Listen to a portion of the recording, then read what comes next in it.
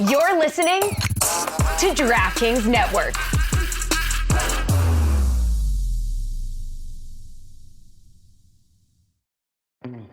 Football season is here, and there's absolutely nothing better than game day. But it can be a little bit stressful. You're placing bets, you're setting fantasy lineups, you're figuring out the most comfortable position to sit on your couch for the next 12 hours.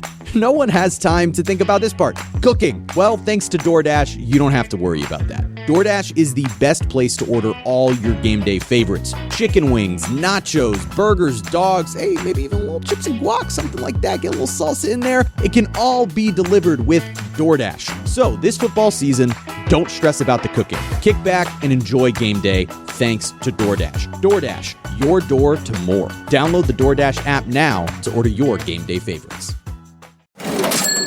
You know that sound. It's the sound of money hitting your Venmo account. A friend paying you back. Or maybe it's getting cash back from your favorite business when you pay with the Venmo debit card. Or it's realizing you can pay with Venmo at checkout at thousands of brands. Now, there are so many more ways to answer the question, what's your Venmo? Download Venmo today. The Venmo MasterCard is issued by the Bancorp Bank N.A. pursuant to license by MasterCard International Incorporated. Dosh cashback terms apply.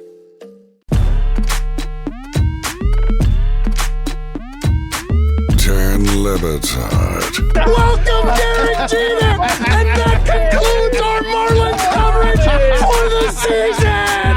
Stugotz. What's the single most important thing the Falcons have to do to beat the Patriots? 20 mediocre years. Thanks for having me. Have a great day. This is the oral history of the Dan Le Batard Show with Stugotz.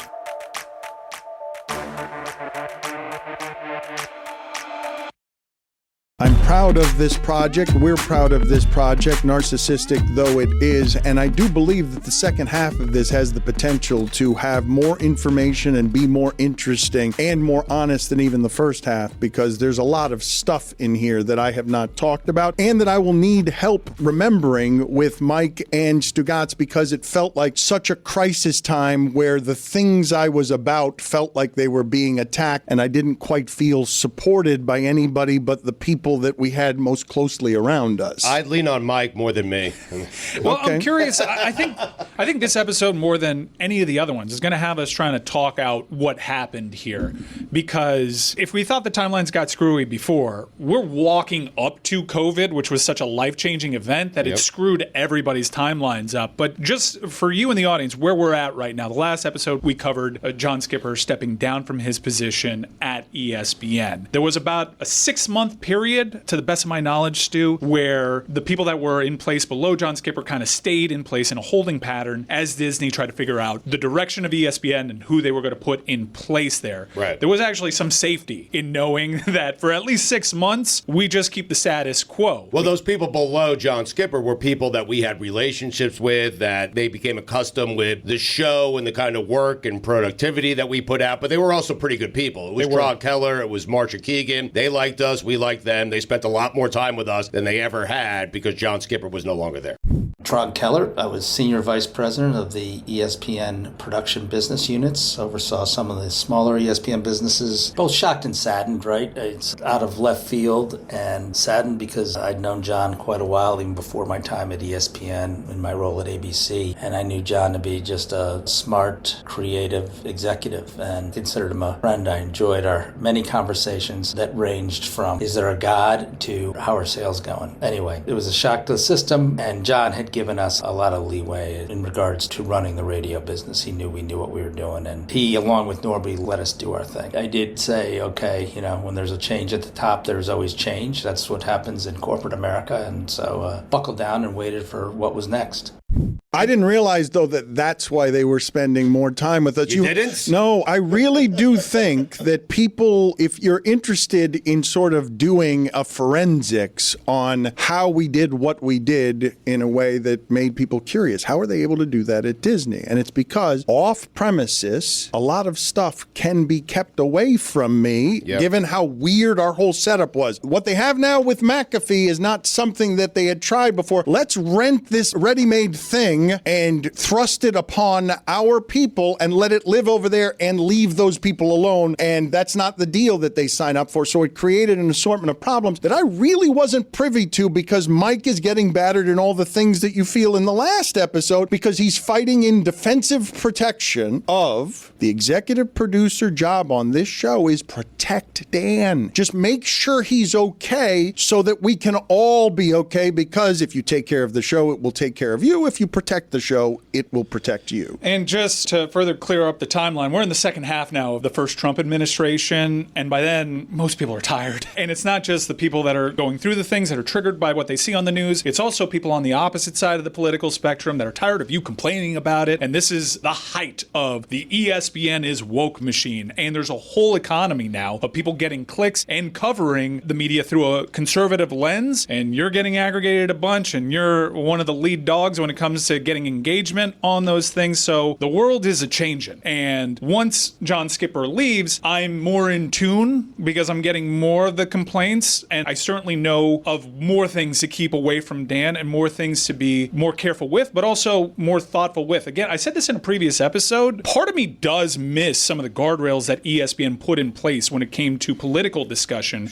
because it did force us to be more thoughtful and generally less abrasive with the words that we use now that we're more independent and we have partners that don't manage us quite like that. If we're emotional about something, we convey that emotion, and it's probably working against our best interests. I know that for a fact, in terms of perception, in terms of growth. So I do kind of see where ESPN was going with it, but this was a top line call from Disney. We are not going to be perceived as woke anymore. I will cover as much of this as I can. I know Mike Ryan has said previously that we or I have to be careful here, and I don't feel like I have to be careful here because my emotions here have subsided on wherever it is I was hurt, and I can see clearly now, without that emotion, the benefits and why it is ESPN is entitled to run its business however it is that ESPN wants to run its business. And so I don't have disparaging things to say about how all of this ended. I will say that I was hurt because I wanted a big company to stand for something when I knew the reasons that I was hired there, and the company changed and the country changed, but I didn't change. The reasons I was hired there at the beginning was to do that job. And so whatever was getting me in trouble was me just thinking, hey, I'm doing the job that you hired me to do when you went and got the Latin columnist from Miami to speak on things that are also social commentary.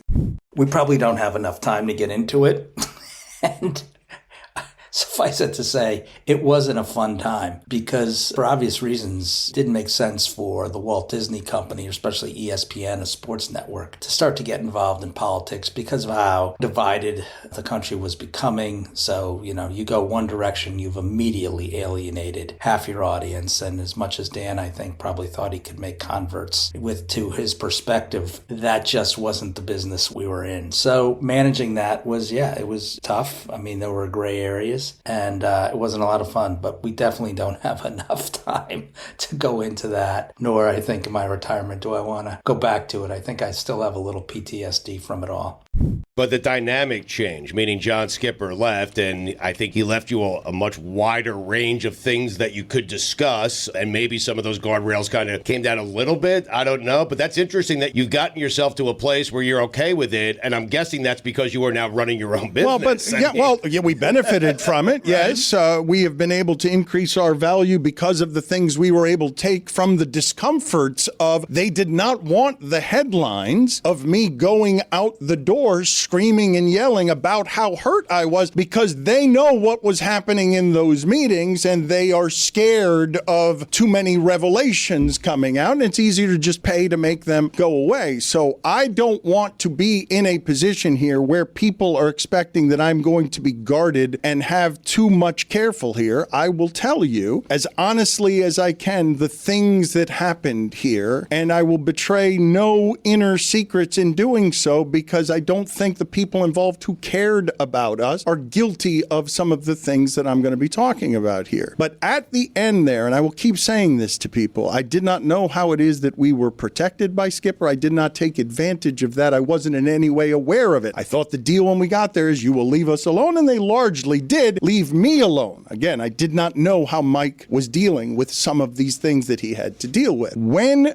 the decision gets made that someone who comes from my past with what you know about me, know me to be as a journalist and as a Cuban person who is always talking about the exile experience. When we've gotten to the point in America where the president of the United States is saying to brown women, go back to the country that you came from. Anybody who knows me being Cuban or any part of my story or the sacrifices my father and mother made so that I would have the freedom to be like, no, man, no employer tells me what I'm saying about this, and I have to go through Nick Wright to say it because of company policy of I've got to go through a sports figure of some sort to talk about this thing if it's in the news. You know where it is that I would break on that stuff. I think when John Skipper left, Dan lost his rabbi, his guy, right? So John brought Dan on. John championed Dan, and rightly so. Dan was a really talented journalist with a different perspective and one that created a great radio show. I remember going down to South Beach years before trying to get Dan to do radio, but it took Skipper to work his magic to get him to finally do it. But look, when Skipper left, it wasn't just Skipper leaving. I think the country was changing a little bit too. And certainly talking any kind of politics was becoming more divisive. But I think, Dan felt like he was hired for a certain reason and for a bunch of reasons that were, I think, good and right. But things change in corporate America. And I think he dug in and he didn't like it and he knew what he was hired for, and that's what he kept doing. So I do think he got angrier as time went on. It was a great radio show. It still is. It's a great podcast with its own audience. I think not every show is meant for ESPN, or is ESPN meant for every show, right? Things evolve. This ESPN, right? And so I think, by the way, at the end of the day, it all worked out for everybody. So for the first 2 years of the Trump administration, there were a lot of places where the intersection of sports and politics met. Colin Kaepernick discussion being huge and it being a pop culture conversation. Towards the latter end, there were three big things that happened in American politics, two of which did not have a sports tie to whatsoever. And that was the instruction that I got while we were in that 6-month period without John Skipper being there, which is if you're going to broach anything that could be conceived political, try to find the sports avenue for it. The first thing that happened was the treatment of illegal immigrants at a nearby facility here, the kids in cages thing. That was one that got all the way up to Dan. Dan spoke eloquently about it, emotionally about it, and there were no sports ties for this. I got taken to task because I said some things too, because this was a cause that was important to me as well. Right. I started getting really frustrated with their stance on this because we were talking about humanity. I didn't view this as a political discussion. And I found the conversations that we had with ESPN brass after that show very disheartening and very frustrating. Dan, what do you remember about that? Man, there's someone there I love who calls me in the middle of this. I'm getting it so little, Stugotz. I'm promising you that it's just, I don't know how much of this Mike is taking for me, because things that should be obvious because I'm naive are not obvious to me. So when Traug and Marcia come down, two people I care about, two people who were very good to us, I'm not thinking it's because I need to be monitored or watched or that they have to cultivate these relationships to take care of me. These are people I care about who have helped me. One of whom said we'd be working there for as long as we wanted to work there because he and his son loved our radio show so much, and he really understood radio. Yeah. Uncommonly understood radio. So I'm not noticing or feeling this, but someone who's there who I would say I have and we had the best of executive relationships with calls me and says, why would you talk about that immigration thing? It's boring. That's somebody who doesn't come from where I come from. I love this person. We just come from different places. Why I would talk about that thing is because it's a deeply personal thing to me to see that happen to minorities, and people who aren't minorities don't care about it. Why am I having a conversation with someone I love that doesn't understand this, and so I can walk him through it, but it's still something that causes him and them problems, because who can get Dan under control? Yeah. Who can get Dan to stop talking about this? And the answer is nobody. Well, this gentleman in particular was always kind of the buffer and would defend us when they would have their company head meetings, department head meetings, and he was always kind of a Dan guy. And this was the first time that I got clued into the amount of pressure that he was probably being put under as Disney tried to get out of this. I didn't understand that. And if I had, like, this happened to me naively with the Deadspin vote thing. Like, this was another thing. This is more benign. But once it got to me, hey, Dan, you're putting Skipper in a bad spot, and you're putting a whole bunch of people that Skipper cares about in a bad spot because Deadspin is being viewed as anti-ESPN, and you've just climbed in bed with Deadspin. So once that's presented to me, of course I'm going to be some semblance of reasonable. But as an employer, I would ask anybody who cares about me, because I've never had these kinds of problems with employers, I do expect some sort of understanding of why it is I was hired and who it is that I am before you make a phone call like that. Right. That was the puzzling part to me, is you have Dan as smart, as good, as eloquent as anyone in the media, not just sports media, the media. And if you know anything about Dan and his history and things that are important to him, and really to you as well, Mike, to our audience, to other guys on our show, Dan's going to talk about that stuff. Lord knows I tried to get him not to talk about it, but if I can't get him to not talk about it, then no one is going to be able to convince Dan not to talk about it. These things are important to him, and it was always confusing to me. Why'd you hire him? Yeah. Why does there need to be a sports angle, a sports tie? Why can't Dan just talk about something that he's passionate about? I think ESPN really struggled, really coming to grips, and I actually learned this when Castro died too. Our experience, Dan and mine, Dan's parents leaving communism, my dad as well, the plight of the Cuban American, it's not understood the way that Cuban Americans understand it, and you can say that for a lot of people, but nationally, there is a bit of a sea change. There's just fatigue when it comes to these people having a voice and a general misunderstanding about their plight. And I found that with the death of Castro, and I kind of found that at ESPN with this discussion, right, in that we were talking about our own personal experience, decent things that were afforded to our parents that weren't being afforded to people at that time as the vitriol turns up. And I understand why Disney's going in this direction. There are a lot of things about Disney's business model that are going sideways at this point, and they're struggling to wrap their brains around what's the reason for this. It's really the whole cable bundle thing was a huge ruse, but they're trying to take in intel and find out reasons as to why this is happening to their business model. And part of the feedback that they get is you're too woke, you're too political. Disney's, got broad appeal. ESPN's supposed to have broad appeal. I understand how they kind of deduce, let's get away from this. It's why I don't really harbor any ill will, say for maybe one or two people out there. But I was really hurt by the kids in cages thing because I felt like no one was actually hearing me, and I didn't feel like I was having a discussion with human beings. I felt like I was having discussions with vessels that were relaying a message from on high. And that's the first time I experienced that I wasn't getting anywhere, that no one could look me in the eye and really see where I was coming from, nor did they care. Right. Which hurt. They weren't listening to you. No. They weren't caring about what it is that you were going through at the time. No, and maybe it was my struggles as a communicator, but Dan's a pretty good communicator. He's and great. I was on these calls. Like, we got pulled aside on our own call about this, and we were kind of begging and really confused why they wouldn't afford us to speak from personal experience here. Because that's not political. That's my life. That's Dan's life. The lives that our parents and grandparents had, and we were giving voice to that, and it fell on deaf ears. It was right then and there that I knew, like, man, that was really unpleasant. I did not like that. And I was starting to be afraid, man, whoever they put in place next, is there more to come? Right. So disappointing, because I have always told Dan, like, use me as a gauge for the audience. Because if I find something interesting, there's a good chance that most of the audience is going to find it interesting. And I remember feeling your guys' pain, feeling your passion, feeling you wanting to talk about it, and also remembering just how good both of you were on the topic, and it was a personal thing. And I remember saying to myself, this is riveting, because both of you taught me a lot about how it is you grew up and where it is you grew up. Well, I prided myself on that.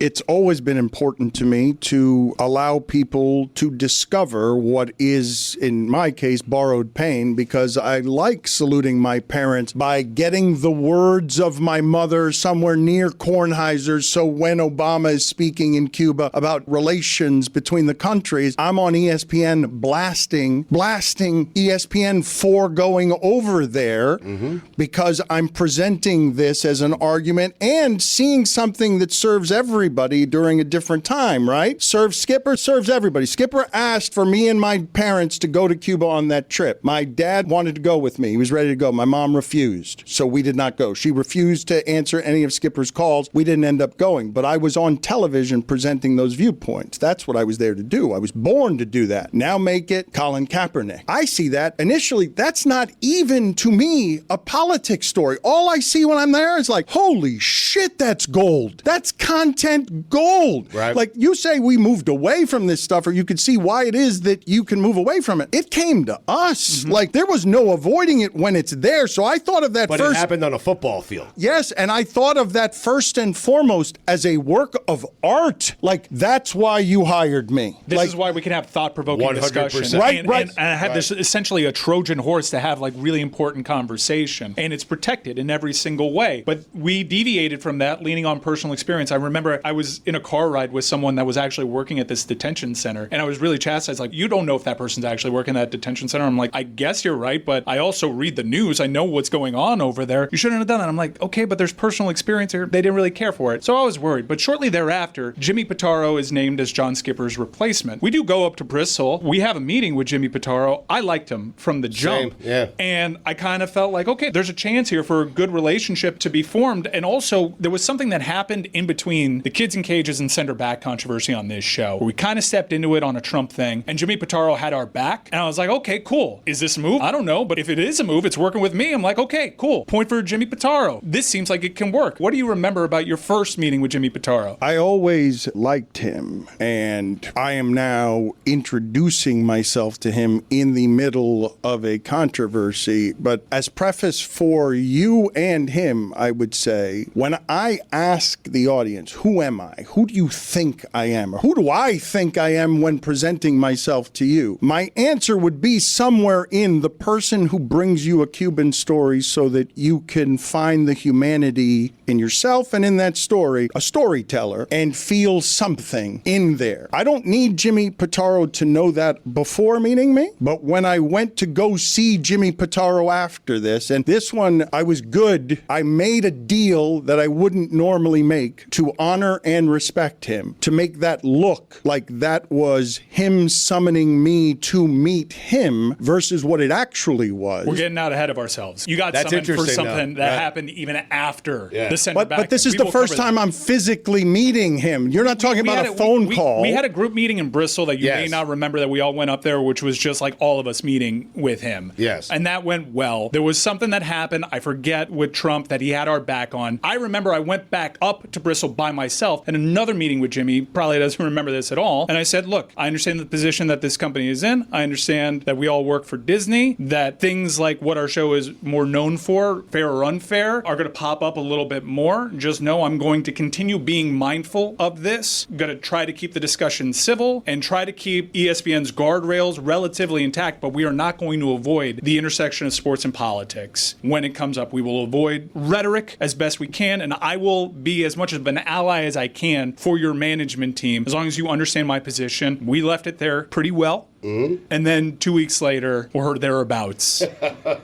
I'm in Fort Wayne, Indiana at a show event, and the center back controversy happens. And this, if I can pinpoint one moment in our show where it was just done for us at ESPN. This is it? This puts that in motion. Yep. Remember, we just had one with the kids in cages. We had a meeting. We're good. Jimmy defends us. I'm there 2 weeks earlier saying, don't worry, if I'm in that studio, I got you. I'm not in that studio. Right. As an aside, in that meeting, Pitaro's telling me, keep it on the tracks, Stu.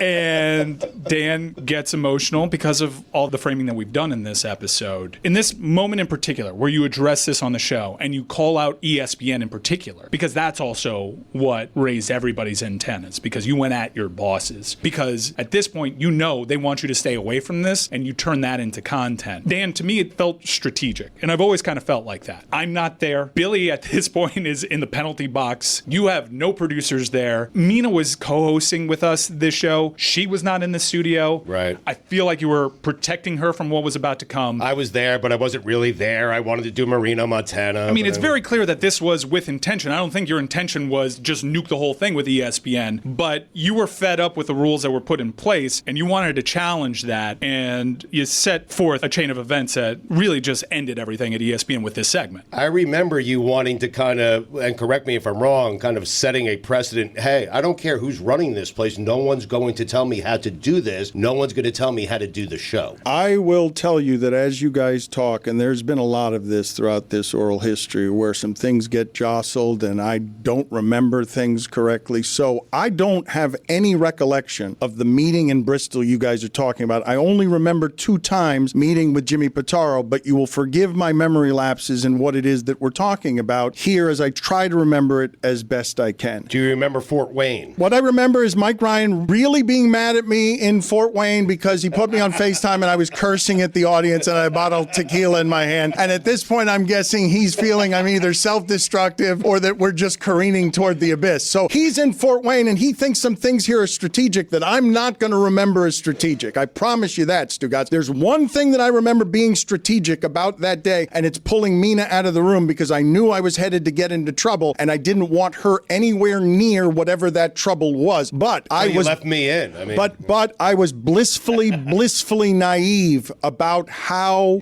deep a trouble we were in and how the walls were caving in on us. I was pissed off about the specifics of a few restrictions that had been put in place, but I didn't know they were restrictions that were put in place because our jobs were in trouble. I never thought I was pushing against a boundary so much in here that we might risk losing our careers. It's a consequence I would abide, but I didn't think it was a real one. So ESPN on ESPN Crime, you were always very quick to say whenever someone got in trouble, like whenever Bill Simmons got in trouble, like you can't take shots at ESPN personalities or ESPN or Disney. And in this segment, what really got aggregated was you going at ESPN's policy, like I can't talk about this unless I have a sports guest on, when this is bigger than all of us. You were essentially calling it cowardice. I may be framing it a little lazily there, but that was really at the crux of this disagreement, is like you were taking shots at ESPN, or at least that was a perception. Well, the perception also is somewhere in there a new president is being greeted by being called a coward by somebody who can be in a position in this political climate to, if Disney's not going to tell you to stop with the woke talk, no, I'm an employee at Disney, but I'm one who comes from a journalistic background, hired by journalists, having worked with journalists at what ESPN was doing with journalism, and those people taught me to do journalism and know all the fights and arguments that we would have over 20 years of me saying to them, guys, do you understand how much more valuable it would be to everyone involved if ESPN covered ESPN the way it covers everyone else with the same sort of judgment, and therefore you allow criticism from within the building to give everybody more criticism because you're doing things responsibly, journalistically, and honestly. You're treating your own company with the same judgment that you're nailing athletes with. And they're well within their rights to say, terrible idea, Dan Le Batard, no. And they did. And they did, and it's you approach it very thoughtfully, like, isn't this a great idea? Actually, no, it's not. It's a terrible idea. We're your boss. It's more arrogant than that even. It's more arrogant by me than that even. Don't let everybody do it. Just let me do it. I'm the biggest thing here. Come on. Wasn't I the guy that would push boundaries anyways? I got to tell you, the show got so big at that point, I agreed with Dan. Yeah, well, I kind of, like, aren't we grandfathered in? I can be trusted to do it. You don't need to trust anybody else. You guys used to. Don't you still? Come on. Don't you remember? Wasn't that great fun? Don't you remember how much applause we got when you wanted my dad and me in Cuba? When I'm criticizing the employer while on the employer? We did that together, didn't we? New sheriff in town. We found out. Now, I'm in Fort Wayne, Indiana, because fans of our shows had a great grassroots Are you event. saying at one point Dan was the sheriff? No, Skipper was the sheriff. But we curried favor with the sheriff. In town, yes. And I provided those tidbits of those previous meetings that I had with Jimmy Pitaro to say, like, within a very quick amount of time, we've gone from, don't worry, I got you. We'll be mindful. We're all aligned. You like us? Oh, you did us that favor there. Cool. And then Dan's on a microphone going at ESPN, calling the new president essentially a coward. Didn't mean mean to do that, by the way. Just to be clear, okay? No one will hear a bad word from me on Jimmy Pitaro. That guy tried to do right by us, was in an impossible spot. This was not a good position for him to be in. So be clear on that. We did put him in an uncomfortable spot by the words that you picked. I'm in Fort Wayne, Indiana because, and I really wish, in retrospect, although my life turned out pretty great afterwards, the reason why we weren't all in Fort Wayne, Indiana was ESPN, from a liability standpoint, wouldn't greenlight the entire show going over there. They'd raise funds. They wanted a whole broadcast there. I was out there. We got thousands of people to a minor league baseball game for us. Like, we were the draw. I have a spectacular drone shot of the crowd that we drew. It was really the height of my professional time at ESPN. I was at dinner with the local radio people and other ESPN national radio people there, and the social media clips start hitting my phone. And it goes very quickly from one of the highest professional highs to one of the lowest professional lows because I knew we had just stepped in it. Yeah, and I was upset with Dan on the inside. I think we talked about it maybe when he called Jimmy a coward, and he has apologized for it, but... We're boiling it down. Wait, I did not call Jimmy Pitaro a coward. I thought that, well, wait a minute, it's important. Okay, well, this part's important. But the corporate policy was that I couldn't say anything unless it was with an athlete as a meat shield, and I thought the policy was cowardice. Okay. What happened last night, this felt un-American, what happened last night, okay? Basically, a chant, send her back, is not, it's not the America that my parents came to get for us, for exiles, for brown people. Like, there's a racial division in this country that's being instigated by the president, and we here at ESPN haven't had the stomach for that fight because Jamel did some things on Twitter, and you saw what happened after that. And then here, all of a sudden, nobody talks politics on anything unless we can use one of these sports figures as a meat shield in the most cowardly possible way to discuss these subjects. But what happened last night at this rally is deeply offensive, done by the president of our country. And this tweet from Nick Wright, if you're listening to people chant, send her back, about a Somali refugee who serves in Congress. Nick Wright writes, I don't talk politics on here, but this isn't political. This is obvious. This is abhorrent, obviously racist, dangerous rhetoric, and not calling it out makes you complicit. The send her back chant and the go back to where you came from are so antithetical to what we should be. It is so right what he is saying there. It is so wrong what the president of our country is doing, trying to go down, getting reelected by dividing the masses at a time when the old white man, the old rich white man feels oppressed, being attacked by minorities, black people, brown people, women. That's who we're going after now. Black people, brown people, women, and that's let's do it as the platform. That's what you're seeing. And the only way we can discuss it around here, because this isn't about politics, it's about race. What you're seeing happening around here is about race, and it's been turned into politics. And we only talk about it around here when Steve Kerr or Popovich says something. We don't talk about what is happening unless there's some sort of weak, cowardly sports angle that we can run it through when sports has always been a place where this stuff changes.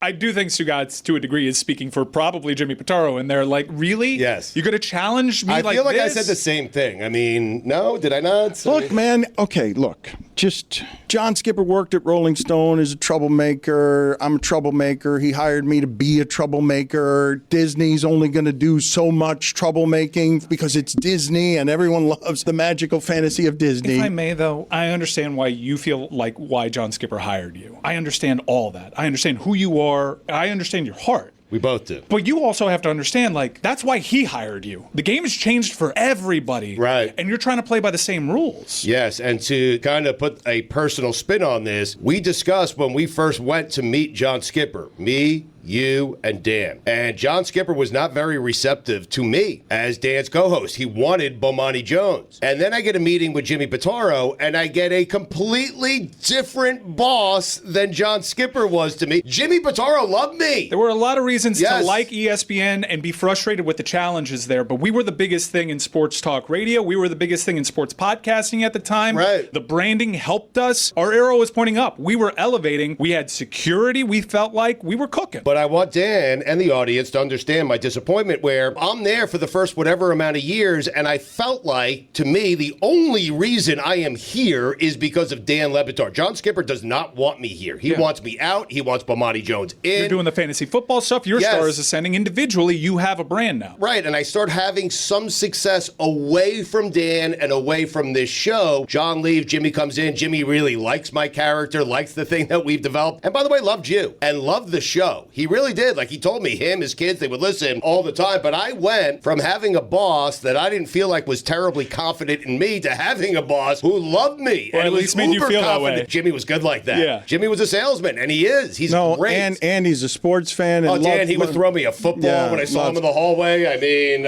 In terms of chumminess and perfect partnerships... Do we miss Jimmy Pitaro? Yeah. I do! Yeah. He was a handsome man. Yes. Oh, so handsome. Went to Cornell. Yeah. Corporate Michael was a huge fan of his work, would celebrate him with the Cornell music. So I just felt like, man, the timing on this. But I realize in retrospect, like, certainly, if I were in that studio, it wouldn't have gone down that way. Well, you say this. Mike, I don't know. Let's examine this for a second. Hold on, because it produced one of the funniest video clips in the history of what we do, where Billy was in another room in front of a green screen and just seemed confused and was in charge but couldn't hear anyone talking to him. Weird times. And the director had gotten off of me as a camera shot and put it on Billy so that went viral. The news clips couldn't use it because it was just Billy in front of a green screen. Terrible job. All the mechanics of whatever it is television had to do to make sure that did not become viral had not accounted for the social media age.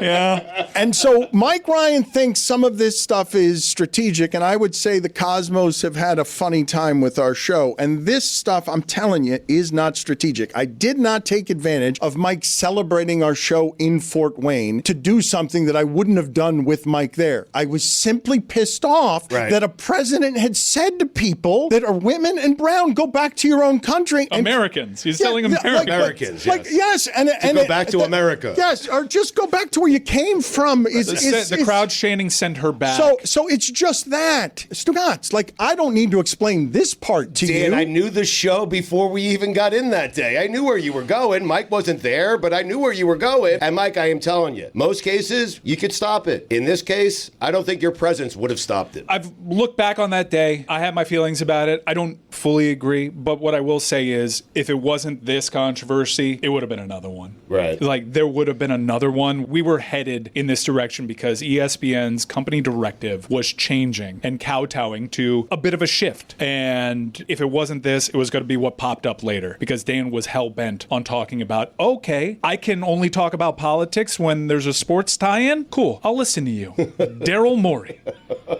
Daryl Morey got happens. his wish, yes. But Dan, this Daryl Morey story, and let me tell you, guys, rest assured, the block was hot. It felt like to me we were on final warning after the sender back thing, but we survived it. But my communication and the tone in which people were talking to me was totally different. Definitely new sheriff in town. The Daryl Morey story happens, but Dan, you're not in town when it breaks. You're on your honeymoon. And so this thing is in the news cycle for like 2 weeks and it starts dying down. Correct me if I'm wrong. You come back and you're hot on this because this is the story, not Colin Kaepernick. This is the story that you were made to cover. Are you kidding me? An NBA executive taking out one of the biggest NBA markets and essentially getting the NBA blackballed within China? This is huge. But by the time you wanted to come back and circle back to the story, it had already died down. What can you tell us about this controversy? Because this probably was indeed the final straw. Well, we've had about 17 final straws in the course of the telling of this story. We have a few more. No, the last one was a point of no return. Right.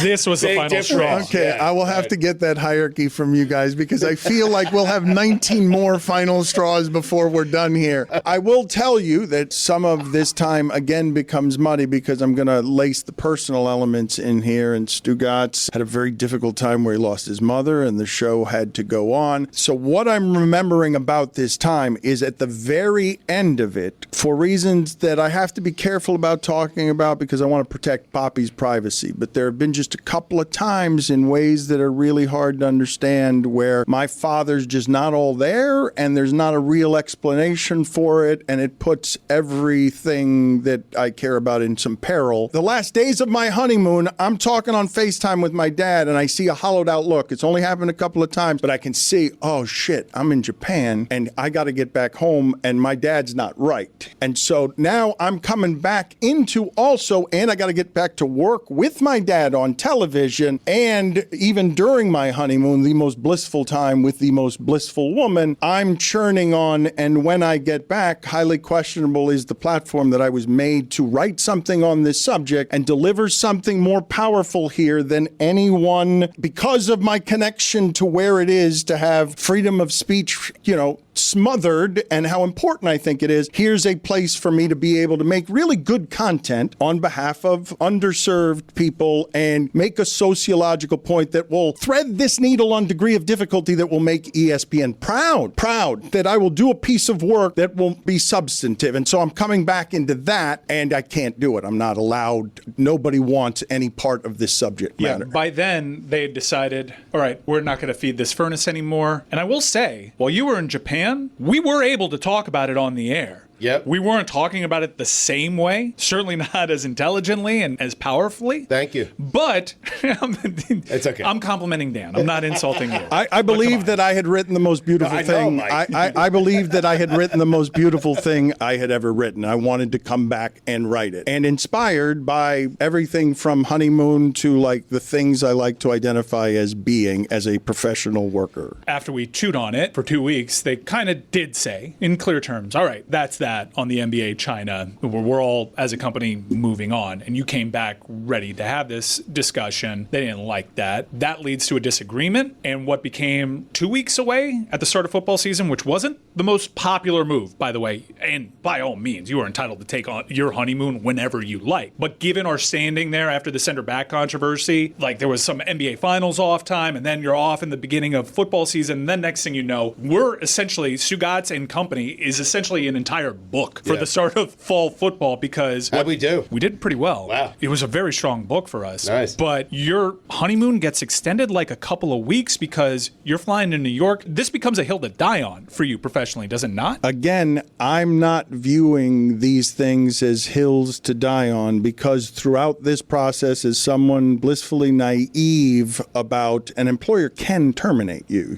Dan, your history of relationships with employers doesn't always have to be something that is positive at the end. And you have a crew of people that you employ that you care very much about. And I've also got relationships with the people who are there that I don't believe this is going to end. I believe that I'm making good trouble. I believe that we're...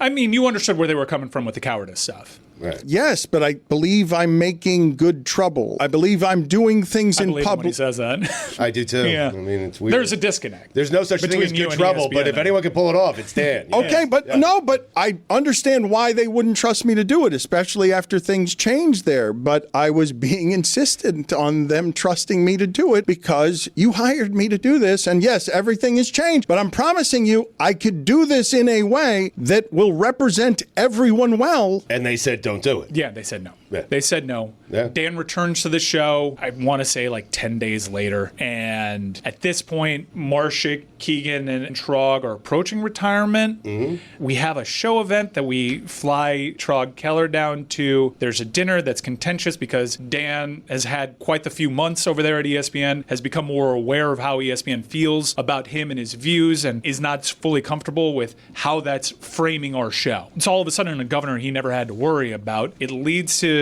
some contention, and shortly thereafter, Marcia and Traug retire simultaneously, and Dave Roberts and Norby Williamson come in, and Traug and Marcia were allies of our show. Dave Roberts and Norby Williamson were essentially sent down from on high to carry out this new direction for Disney/ESPN, which is like, we're getting away from being aggregated. We're getting away from this perception. And we had Dave Roberts around, and he was a big fan of the show, and then something changed when... In fairness to Dave, he was a big supporter of our show early on. Listen, do I think once Dave Roberts and Norby took over after me and Marsha, was there going to be the end of our show?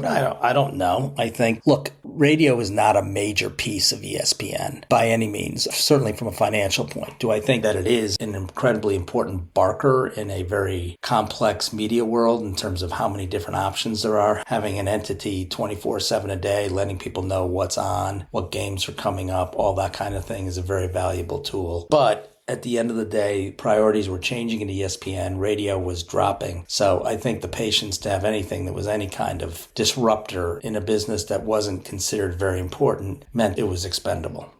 During this time, you mentioned Traug Keller, and it is a source of a good amount of pain for me. And I hope at some point that I can heal all of this with him, because he was very, very good to us. And I really appreciated his support and just how he loved radio. I've told him this, I've called him this, but there's an explosion in here, you guys will understand, that is going to take some telling here. Okay. So we'll get in some future episodes to where money became a problem, because I wanted to make sure some people around us were taken care of outside of what Disney could do. And there were also liabilities on how much I could give them personally. I didn't understand any of it, but I couldn't just write checks for people. So we invented a business, and it was a bit of a miracle that I think Traug Keller was able, company that is cartoon protective, to have a t-shirt company at Disney that would make its own art. It was a bit of a giant victory to have a t-shirt company. No one prior to us at ESPN was able to sell their own merchandise. Come to find out, we weren't allowed to sell our own merchandise at the time we said we were, because of a huge lapse in ESPN's judgment. And so was it a victory? Securing, it was. Like, keep in mind, this is post-Skipper. We're still getting dubs. Right. Unprecedented dubs over there. Mm-hmm. And such that it was, they were still trying to build out. So this is the start of Batard and Friends Network. We were able to start carving out our own thing the way that Bill Simmons had with Grantland. We were starting to carve out our own thing under the ESPN umbrella and bucking against trends that were usually non-starters contractually for them. And so somehow, because we did still at this point have this support, we now have a t-shirt company that will allow me, Stugotz, to take some of the money. Here it is. Let's pay our employees better. Let's have a little company and have a little thing that makes a little money on the side. But it had not happened for a number of reasons that I do not understand for about a year. And right before my 50th birthday party, I'm at dinner with Traug Keller and my agent, Trace Armstrong, who says that this is the worst meeting he's ever seen that didn't involve Bobby Valentine.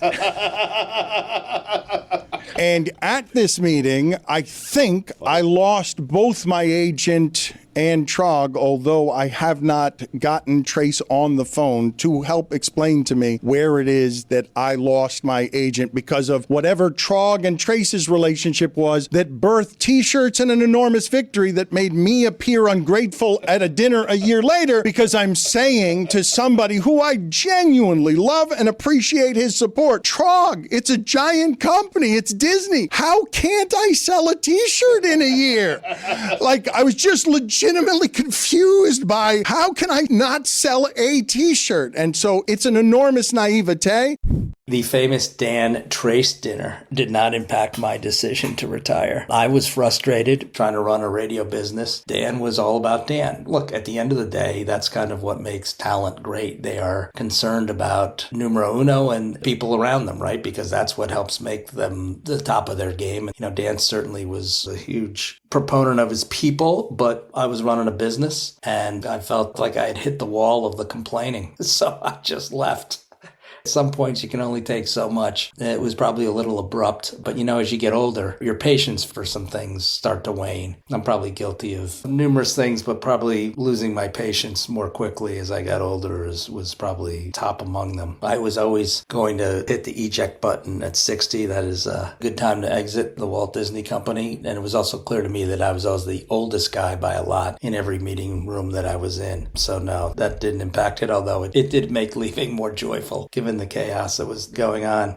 I want this thing to be maximum honest, and I don't know some answers here, and I would love Traug to know how sorry I am that the pressures brought to bear on me, okay? Because, Stugotz, this is a person I deeply care about, and I'm wildly appreciative for what was unending support. But I also remember where our relationship there ended, because my wife's never seen me that way. She's looking at me in a kitchen because of everything that's exploding around me. The level of unhappiness I have about, please let me be me. This is a time to speak freely, and I'm just screaming into a phone standing up. Fight! Fight for something! Fight! Fight!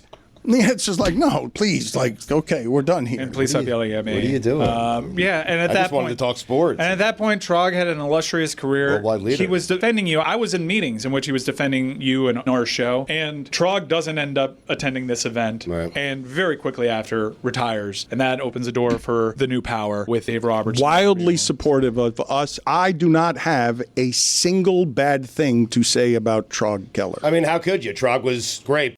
I do look back fondly in some ways on the Batard show. I loved it. I loved the content. I thought it was good stuff. It was fun. I thought it created community with its audience, and that's always the most important thing a radio show, an audio show can do is create community and keep that community coming back. And being able to, by the way, sell products to that community, because that's how you monetize it. But you only do that through trust and staying true to yourself. I think it just got difficult when it started to veer into things. As the country changed, as things got more dicey politically, it got too difficult. And I was glad that in some small way I was part of that show's success, and I'm glad that it worked out for everybody.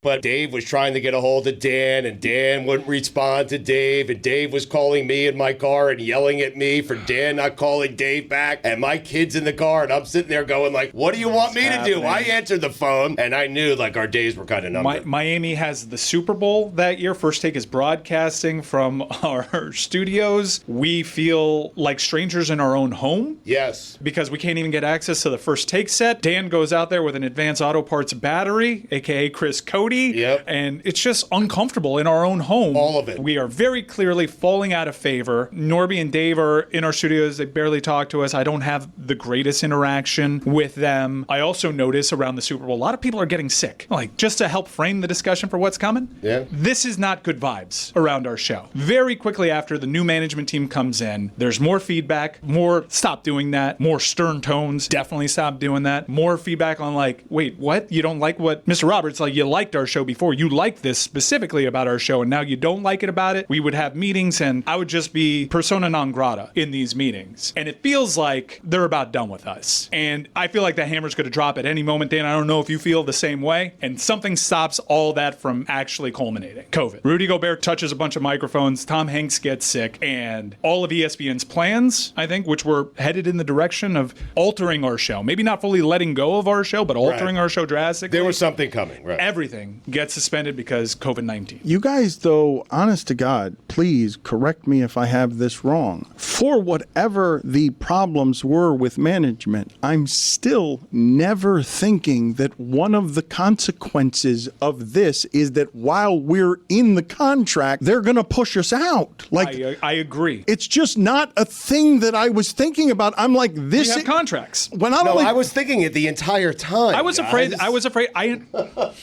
I know why you were thinking it, brother. I was right there with you. I had more business acumen than both of you did at the time. Yeah, no doubt. I was right there fearing that too, because I was in these meetings. Dan was never in the meetings with Dave Roberts, and hearing how he would talk about our show there and seeing the change within him when it came to our show, I knew something was changing there. But Dan's approaching it like we have contracts and we're still doing this thing. It's more than that, though. Like, I honestly, and I'm not sitting here claiming that this is some brave rebellion. It's stupidity. It is being just wildly unaware of the storm that was actually around us. Had you known you were jeopardizing the show and ESPN and our jobs, would you have changed what it is you have done? This is what I would tell you, because I'm being governed by trying to be authentic to the audience, because, Stugotz, this thing has lived in service of where our connection with the audience is. 100%. But whatever's happened over 20 years, I think that I think so. I do think that Dan would have changed the content. Had he known. Had he known the gravity of the situation. See, maybe I was keeping too many things on. I'm sorry to stop your train of thought, but Mike, I happen to know there were plenty of times where Dan has decided against something that he wanted to do for exactly that reason. Right. To protect you, to protect everybody's I understand that, but I'm sitting there going, how does Dan not know? And I'm so frustrated because I have landed at the place professionally where I wanted to be. Well, you're getting the Dave Roberts venting calls. Yeah, right. Where's Dan? The thing is, though, and this, it speaks to how differently we look at it through all of our eyes. If I had known, this is going to be funny to you guys, if I had known that it would respond in our immediate firing, I may have still gone down with that battery. You would have, Dan. And been at the back of First Take just to have that as the joke, as the punctuation. But I will tell you that the ultimate governor is ultimate. The first one on this'll protect everybody on the show. Holy shit, this is going to be good, right? It was like, good. This is going to be funny. Yeah, we're having a lot of problems. They're not going to fire me over this. This will just be funny. It's a pool. It's First Take. Derrick Henry's there. I'm yelling at a battery. Come on. As an inside joke for Derrick Henry sitting next to me. I have the seat lowered. He has his seat raised. It looks even taller than me. For our audience, getting that joke on First Take, if that gets me fired, maybe I choose that. Maybe. Right. But there have been any number of times that Mike has talked me out of whatever is the flippant joke because it's actually going to get us in real trouble. I like some of the trouble, Stugotz. I did not think that what happened was a possibility of happening even as it happened to us. Real quick, because I know I wanted the cliffhanger of COVID, but there's another thing that happened that was deeply painful to us. Our relationship with 790 The Ticket had dissolved. We were on 560 The Joe, once again called 560 QAM down here locally. Yeah. With very little notice, they decided, we're not going to take your local hour anymore. And I know that was extremely hurtful, and it continued a trend over the years of just us being out of the loop because we, first and foremost, thought of ourselves as a Miami show, and the market was so important to us. Dan had worked that hour for free. You had worked that hour for free, and we were just basically told, we're going to go in a different direction. And we're like, your entire enterprise exists because of us. We saved the company. What are you talking about? And you're not going to give us heads up? How hurtful did you find that? It was more heartbreaking than everything we just talked about. Really? Yes. 560 The Joe? Yes. Really? No. Yeah. But not everything that we're about to talk about. No, but Dan only cared about being in this market. Like, we talked about the struggles of convincing Dan to go national with our show in the first place. Yeah. So I understand that because that's all you cared about. You cared about the Miami market. Yeah. Hugely hurtful to find that out. Yep. Devastating, heartbreaking. But the most heartbreaking thing that happens to our show happens after people start coming back to work. But we've got an entire COVID era to discuss because our internal tensions with ESPN management types, that kind of gets put on ice as the entire world hits pause and the pandemic changes everything. I will ask you guys. The flip of, I thought it was important had you known. I thought that discussion, I saw Mike kind of light up a little bit. Thank you. No, I wanted to defend our guy too because I've known Dan, Mike. There's been 4 dozen times where I'm like, Dan, this jeopardizes everything. And I know you want to do it. And he did it. And no. And he doesn't do it. Or he alters it. Really? He listens to me. I'm like, Dan, if you go down this road, when he has a full grasp ahead of time of how it might impact everybody, Dan almost entirely acts in the best interest of the group. There was so much change so fast during this time that Dan genuinely was confused by it. And you were avoiding so many phone calls, which if you would have answered one of them, you would have had an idea. Just one Dave Roberts call. One phone call, you would have had an idea. My daughter's in the car. I'm at a lacrosse tournament. I know what your answer is. What do you want me to do? Stugotz, I know what your answer is to this question, but I want to ask Mike this question because I'm going LeBron. Oh, really? Mike Ryan made some of the decisions with an unborn daughter on gambles that we've taken as a show in the name of believing in ourselves and believing in the content. So if I tell you now, Mike Ryan, not with everything else that has happened, but that the hill we're going to die on, Mike, you're not going to believe this, but this is how it ends at ESPN. It ends because Dan and we knew that if we went down to the pool with Chris Cody in the battery and sat in First Take's shot, that we would immediately get fired and did it anyway. Yeah. Would you have chosen that as the joke to end our ESPN tenure, even if the consequences were your unborn daughter doesn't get to enjoy the fruits of all of your labor and good decisions since? Yes, 100%. But I think you ignoring Dave Roberts and Norby Williamson that entire trip down to Miami had more to do with it than the battery. So you know my answer to that question? Yes, I'm pretty sure I know that you would just stay at ESPN and not cause any trouble and just eat muffins. Coming up next, we lighten things up with the death of millions. Stugotz here. I want to tell you a story. I'm serious here. My wife and my 2 daughters, they begged me to buy a Peloton. So I bought a Peloton. And then I watched that Peloton sit in my office and stare at me. So you know what I did one day? I looked at it. And so I decided to get off my ass and I jumped on the Peloton because no one else was using it and I paid for it. I mean, so why not? Then I realized eventually that they bought it for me. And I got to tell you, way more challenging than I could have ever imagined. Peloton coaches are walking the walk. I love the coaches. I do the Grateful Dead one. It's fantastic. They have a sub 3-hour marathon runner, military trained athletes, a former college basketball player, and so many other well-rounded coaches on their team. All this experience really shows in their classes, which are never short of challenging, especially for me. So I jumped on it that first time. It was challenging, more challenging than I thought. And then I wanted to beat the bike, and so I kept jumping on it, and I absolutely love it. I mean, I'm the only one who uses it, but again, they got it for me. I mean, I had no idea. That's a little passive-aggressive, don't you think? Find your push, find your power with Peloton at onepeloton.com. Guys, it's that time of year. Valentine's Day is coming up, and for me, there's only one place that I trust, 1-800-Flowers.com. Every year, I order stunning, high-quality bouquets from 1-800-Flowers that my wife absolutely loves. She looks forward to them every single year. She knows it's happening, and yet she's surprised and loves them every single year. And this year, I'm partnering with 1-800-Flowers to make sure you're a Valentine's Day hero with exclusive offers just for our listeners. Double the roses for free. When you buy 1 dozen roses, they'll double your bouquet to 2 dozen roses. It's the perfect way to say I love you without breaking the bank. Trust me, 1-800-Flowers always delivers. And the roses are incredible, guys. We got the sneak peek of the roses at the Batard Show Studios, and they're incredible, all right? Long stem red roses accompanied by an hourglass red vase. Everything beautiful. They're timeless, luxurious, romantic, ready to get you going for Valentine's Day. And the office has never smelled better. Fellas, it's a must-have on this Valentine's Day. To claim your double roses offer, go to 1-800-Flowers.com/Dan. That's 1-800-Flowers.com/Dan. Hey folks, it's Mike Ryan, and I need to talk to you about something that I use religiously. Anytime I'm hosting a big dinner party, I want to impress people, and I get food from some of the most iconic, famous places in the country. You know what helps me do that? Goldbelly. This amazing site where I order from all the time, where you can get all these amazing foods from all across our great country. They will ship free to your door, anywhere in the US of A. Goldbelly will ship you Philly cheesesteaks from Jim's or Pat's in Philly. I'm treating my office right now to a cheesesteak party from Pat's, courtesy of Goldbelly. And on top of that, I threw in some original buffalo wings from Anchor Bar in Buffalo. You could get Kansas City's most legendary barbecue from Goldbelly. And if the pizza near you sucks, they will ship you New York style pizza from John's on Bleecker or Chicago deep dish pizza from Lou Malnati's. I do that all the time, or even New Haven or Detroit style pizza. If you are truly gluttonous though, they will ship you Guy Fieri's famous trash can nachos, which I kid you not are the ultimate game day centerpiece. So if you're looking to host an epic Super Bowl party or any party for that matter, go to goldbelly.com and get free shipping and 20% off your first order with promo code Dan. That's goldbelly.com, code Dan, for free shipping and 20% off your first order. Give us as much as you can here. Take us up to the dramatic first pitch, Billy.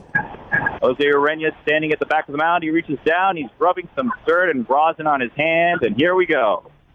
Oh, now he's writing something on the mound with his fingers next to the logo. I can't see what he's writing. All right. He's, here we go. All right. And the windup and the pitch.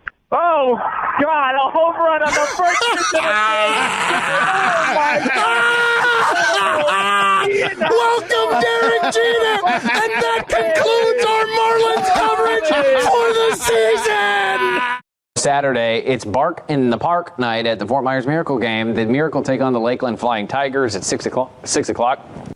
Ooh, that oatmeal. It's the oatmeal. The dog-friendly event includes doggy pools, adoptable dogs as well, even treat bags for your own puppies. It's also Buddy the Elf night, so if you dress as Buddy the Elf, you get a special ticket offer. There's a Santa hat giveaway, a car giveaway, and it's Greg Coat night. Greg Cody night. Okay. Stepping to the plate, number 13, Yeltsin and Carson Encarnacion. We kick off our Super Bowl coverage with Kenny G. What's the single most important thing the Falcons have to do to beat the Patriots?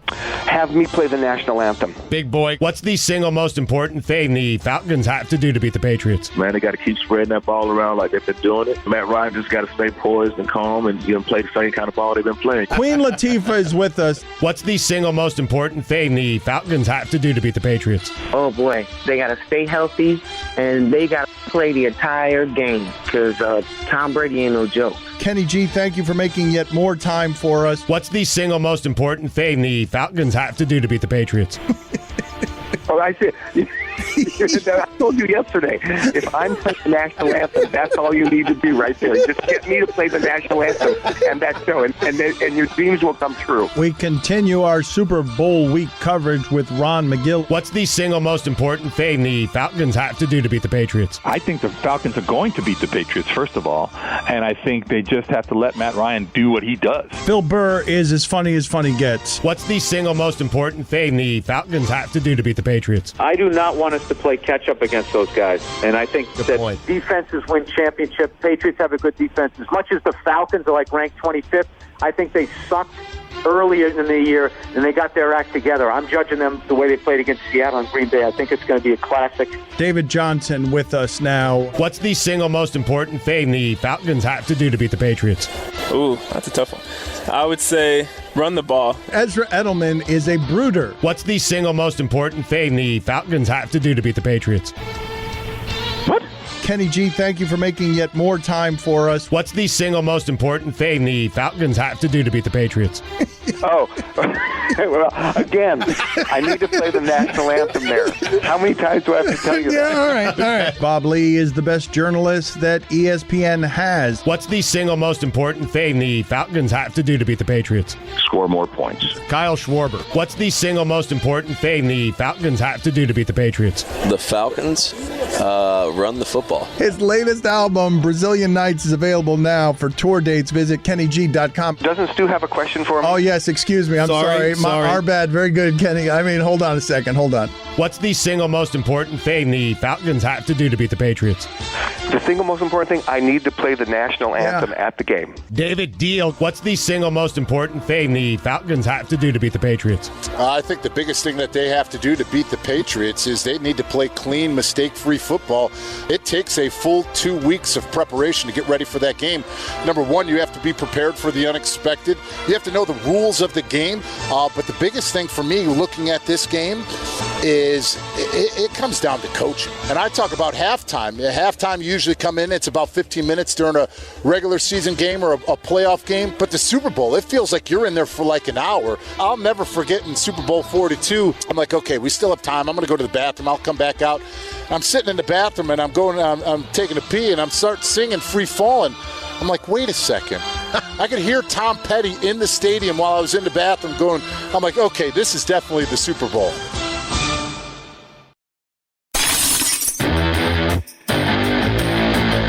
I like the cut of your jib. You've realized you're not man enough. You need man 101 in your life.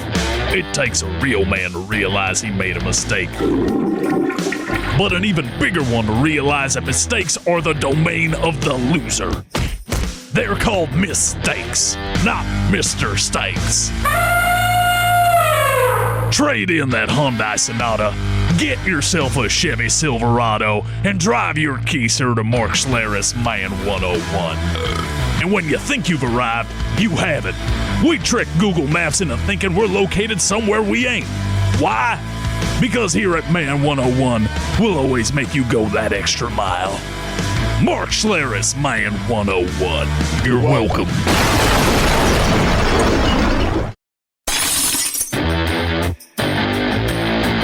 Mark Schlereth's Man 101 features an all-star cast of instructors to help you get the results you need. Tony Berselli's history class will show you that Rome could have actually been built in a day if those lazy Italians just had some elbow grease. And Warren Sapp's finance class will teach your mouth not to write checks your ass can't cash. We're not savages, though. We'll even allow you to recharge your batteries in our world-class spa. You've heard of saunas and mud masks? We kind of have that, only we lock you up in Texas Tech's equipment room and just put your hand in the dirt.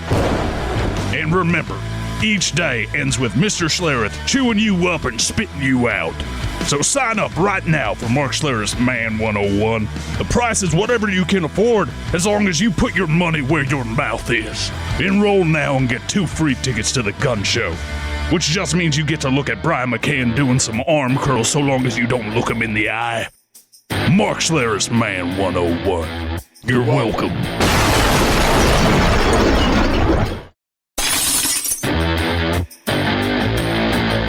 You ever watch the combine?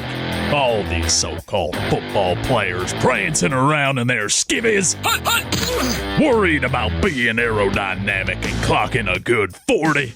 Here at Mark Schlereth's Man 101, the only sports where we hand you is a hard hat and a lunch pail. Protein shakes. We don't drink shakes. Why? Because we already got the best damn blenders on earth. Our jaws. Butch up. I know life has its ups and downs. They're called squats. Now drop and give me 20. Mark Schlereth's Man 101. You're welcome.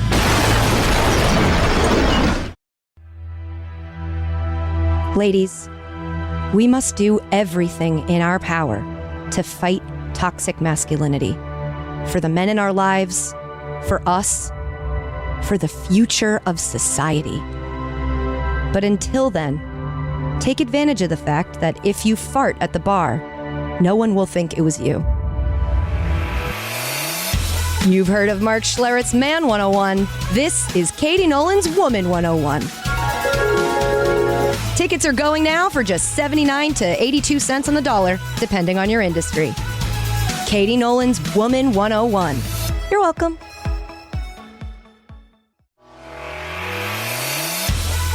Ladies, when a man says, "Well, actually," do you instantly get your period?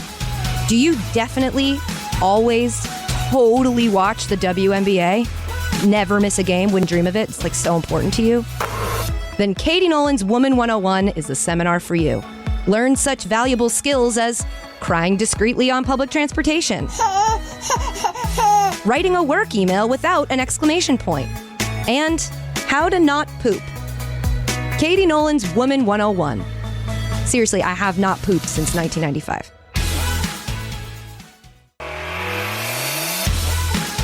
Do you dislike Lena Dunham as much as your male friends, but feel uncomfortable saying so in a public forum? Hashtag me too. At Katie Nolan's Woman 101, we'll teach you how to deploy useful phrases like, "I support the message, just not the messenger," so you can be the ally the world constantly expects you to be. Did you find the Aziz Ansari story to be completely relatable, but still pretend to be outraged because support of the Me Too movement was more important in that moment than your personal opinion or experience, even though that you have had that, who hasn't had an experience that was similar, and it's uncomfortable and you get that, but it wasn't time for you to voice that opinion right then. It was more important that you talked about the movement so you didn't counteract all the work that all the wonderful women who we believe in were doing for it. It's really complex. And what was I trying? Katie Nolan's Woman 101. It's not a problem, honestly. I'm happy to help. Domestically, he's won everything there is to win at Barcelona. Yeah. And he started Barcelona, 13? Yeah. He's won everything there is to win. Here's how you know what Messi's about. When they were winning the best things at Barcelona, it was Messi, was Xavi, Iniesta, David Villa. That was a team. When they would break from 2008 on and go their separate ways for major tournaments, Xavi and Iniesta and David Villa and all those Spanish guys from Barca were winning tournaments. 3 in a row. Euro 2008, World Cup 2010, Euro 2012. Good math. Messi, the second he steps on a field without that core, is average. And you have seen it in Copa Americas. You have seen it in World Cups. He's now gone 675 straight minutes without scoring a World Cup goal. Because Xavi's not there, because Iniesta's not there, because David Villa's not there. And the best players I've ever seen in my life can play with anybody. Cristiano Ronaldo can play with any. Michael Carrick sucks. Darren Fletcher sucks. Why are you stabbing Michael Carrick? I'm making a point. I'm making a point that Ronaldo didn't have Xavi. Ronaldo didn't have Iniesta. Zinedine Zidane could play with anybody. And he did it constantly at Juventus, for France, Real Madrid, scoring in the final at Hampden Park in Scotland. He could play with any. Ronaldo, fat Ronaldo from Brazil, could play with anybody and win. That's greatness. That's a GOAT. That's a guy you respect. Fraud. I love slants, man. Oh, wow. That's what they're sponsoring. Yeah. Wait a minute, was that you or Gruden who just did that? I love slants, man. Wow. You know, I love my brother, man. He's over here, actually. He's looking for his quarterback over here. Yeah, where's Robert and Kirk? I love that, man. Facts and Info's limited fake Jay Gruden. It's just too obscure. Very limited. Where's Robert and Kirk? Wait a minute. Why is he? He doesn't know where they are? Like, that's all you've got? Where they at, man? Okay. I'll help you look for him, man. Robert. Kirk. Wait a minute. Robert. Kirk. I should hold a camp, man, to find your quarterback. This is the Gruden brothers. What would it sound like? Let me do this another way.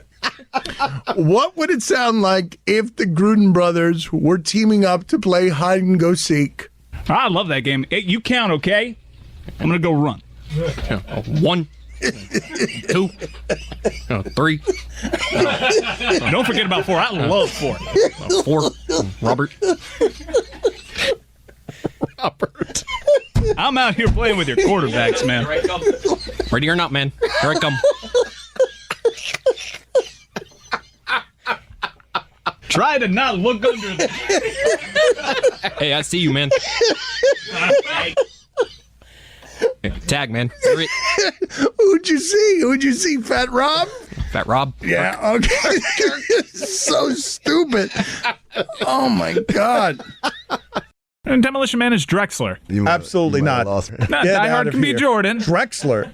Look, it's not a Paul Millsap. A couple more years. I mean, no, you know what? All-star. Find his way in. No, I got it. I'll tell you what Demolition Man is. Demolition Man is Jamal McGlure. That's what Yes! No! You went across the line. What? Get out. That's disrespectful. Unbelievable. But just following it, I mean, how sure are you that Baker Mayfield's going to be a star? I mean, he's got the goods, dude. Now, if there's anything... That was an unnecessary sentence. He's got the goods. Wait a minute. Hold on. Guys, 2 minutes. Get out of here. That gets you... 2 minutes. Get out of here. Do you understand what I'm saying? 2 minutes. Get out of here. Dan. Thank you very much, Dan. Definitely deserve that. They got a winning streak. The goods, dude. That's got to be more than 2 minutes. In fact, yes. A 5-minute major? A 5-minute major. Yes. Yes, a 5-minute major. Hey, we're a road game. He's got the goods, dude. Nick, thank you so much for being on with us. Really enjoy your work. Thanks for having me. Have a great day. Why do you carry around $2,000 unless you're paying off a referee or something? It's pocket change. Whoa! What happened? What happened? What happened then? I didn't imply that. Doc Rivers is like a saint. One of the great coaches of all time. Mm-hmm. Put on the poll, Guillermo. First of all, is Greg Cody as a journalist spectacularly reckless? Put that on a poll first. And then secondarily, put on the poll as well, is Doc Rivers paying referees? I never said he was. Dan, listen up. Turn up your headset. Marriage is tricky. I got tricked into it by Abby. And now Valerie has played the same trick on you. I thought you were smarter than that. Anyway, here's what you need to know. Your days of winning arguments are over. They are gone. Forget about them. You'll never win another argument again. Just wait. She'll make the crooked logic I've used in the past seem like scripture. No matter what, you are always wrong. Even thinking that you are right is wrong. I see you nodding. Knock it off. You are wrong. Remember that. Wrong. Secondly, pick a day of the week for sex. One day. You'll thank me later. Not everyone gets a day. I pick Sunday because the Jets stink. I hate them. Not Sundays. The Jets. I hate the Jets. Abby hates Sundays. Sundays are all I have left. Sundays and golf. That's right. Pick a hobby. You'll need to escape the house. A lot. Just don't pick golf. Because I have no interest in playing with you. If you have kids, here's what you do. Put a lacrosse stick in their hand. Force them to be a lefty. I'll coach them for a price. Then we'll split their future earnings. 90-10 my way. Good. Good. By the way, if you have a kid, does that mean we have to fire Chris Cody? That's how nepotism works, right? Lastly, and Dan, I can't stress this enough. I hope you got a prenup. You're a metrics guy. 51% of these end badly. I may not believe in stats, but I believe in money. The most important thing on your big day isn't love or happiness. It's the prenup. I really hope you got her John Hancock on the dotted line before you waddle down that aisle. And if you didn't, I've got attorneys. And just so you know, if you do get divorced, I get 100% of your stuff. Except the kids. You're stuck with them for life. To recap, marriage, tricky. I got tricked. Thought you were smarter. You'll never win an argument again. Crooked logic. Pick a day for sex. Thank me later. I hate the Jets. Abby hates Sundays. Pick a hobby. Escape the house. Kids. Lacrosse stick. Left-handed. 90-10 my way. Fire Chris Cody. Nepotism. Prenup. John Hancock. Waddled. Where's Joe Buck? Somebody check on him. I think the brownies are out. And now, it's time for a smoke break with Mikey C. All right, here we go. Yes, sir. Didn't need to turn the tables on. This is great. All right, welcome to a new edition of Smoke Break with Mikey C. I'm your host, Outsider Mikey. Oh, I'm dropping papers. That's okay, I got it. That voice that you're hearing, I'm very excited. Joining me out by the dumpster is none other than Mina Kimes. Welcome to the show, Mina. How are you? Hi, I'm good. Thank you so much for having me. Mina's actually been doing more interview questions on me lately. But I did some research for you. I got all these things. I could go off script, but I don't know where to go. So let's run through these real quick. You get to like interview like a bunch of cool people all the time and everything like that, athletes and stuff. Mm-hmm. Have you ever gone to visit somebody and all of a sudden they were smoking while you were trying to do an interview? Smoking? Maybe like a cigarette. Either or, I guess. Well, I non-cigarette division, yes. Yes? Cigarette, okay. No cigarettes, though. Yeah. Everyone's in the non-cigarette division. Yeah, the times have changed. And I live in California. Yeah, nobody smokes out there, do they? Not a lot of cigarette smokers, no. That's too bad. Yeah. Did you know there's an article from TVOvermind.com about you? 10 things you didn't know about Mina Kimes? I think a lot of those articles are computer generated. Is that what it is? Yeah, I think a lot of them are written by bots. Well, it was written by Tom. Yeah, it just says Tom. Don't think Tom's a real person. Just gonna go on a limb and say that. Well, I was gonna back home my research is so much better because these questions that I have, like number 10, there's not a lot of information. Is it getting in your face? No, it's okay. It's okay. I should have used Don't worry the about jewel. it. No, don't worry about it. There's not a lot of information about her early years. Is that true? I mean, I guess, yeah. I kind of grew What are they up going to write about a before 10-year-old? Social media, too. Wasn't really until I was in college. Yeah, Mina started as a business journalist. I think I knew that. Yeah, that's factually... Oh, Yeah. you printed it out. Well, The whole I list. forgot. This one, she has a net worth of around $1 million. I would have actually guessed higher, probably. I don't even know how, quote-unquote, Tom would have arrived at that. Oh, he's got your salary right here and everything. That is inaccurate. Yeah, well... Yeah. You know, I probably interviewed more millionaires by a dumpster. We should call Guinness. Yeah. Like, who's interviewed more millionaires by a dumpster than Mikey C? You have carved out a very specific niche. Yeah, what else is there here? Anything else good? Can we hold this? Oh, Mike Cole Jr. is helping us. Is there anything else? Is your recorder still on? Yes. I just wanted to make sure. It's always on. Okay. This one I wanted to ask you. She reports, number 4, a thing you didn't know about Mina Kimes. She reports on a lot of different controversial subjects, but tries to avoid any personal controversy. Yes, I think that's true of us all. Right? Or at least the second part. And then they take shots at you. Her social media following is substantial enough. Whoa! It's definitely not on par with a lot of other celebrities that are in full view of the public on average. Wow! Yeah, Who is but he it's a comparing me decent to? Or it compared? I feel like at ESPN I'm pretty high up there. Do you know about what you have for followers? My Twitter is 280-something,000. So I think that's pretty. Mike, is that? Yeah. Go, Joe. What are you sitting at? I'm at like 175,000. That's good. Racing, man. That's good. 175 is good. I'm at 18,000. It's a lot. That's not bad for like a behind the follow scenes. Yeah, that's right. Yep. Yeah. This is not a very good article. No, I was kind of disappointed by it. All right. Well, that's all that I have left. So, well, thank you for joining me, Mina. I really appreciate you doing this, and we'll catch you on the internet hopefully soon. Thank you so much for having me. I appreciate your follow.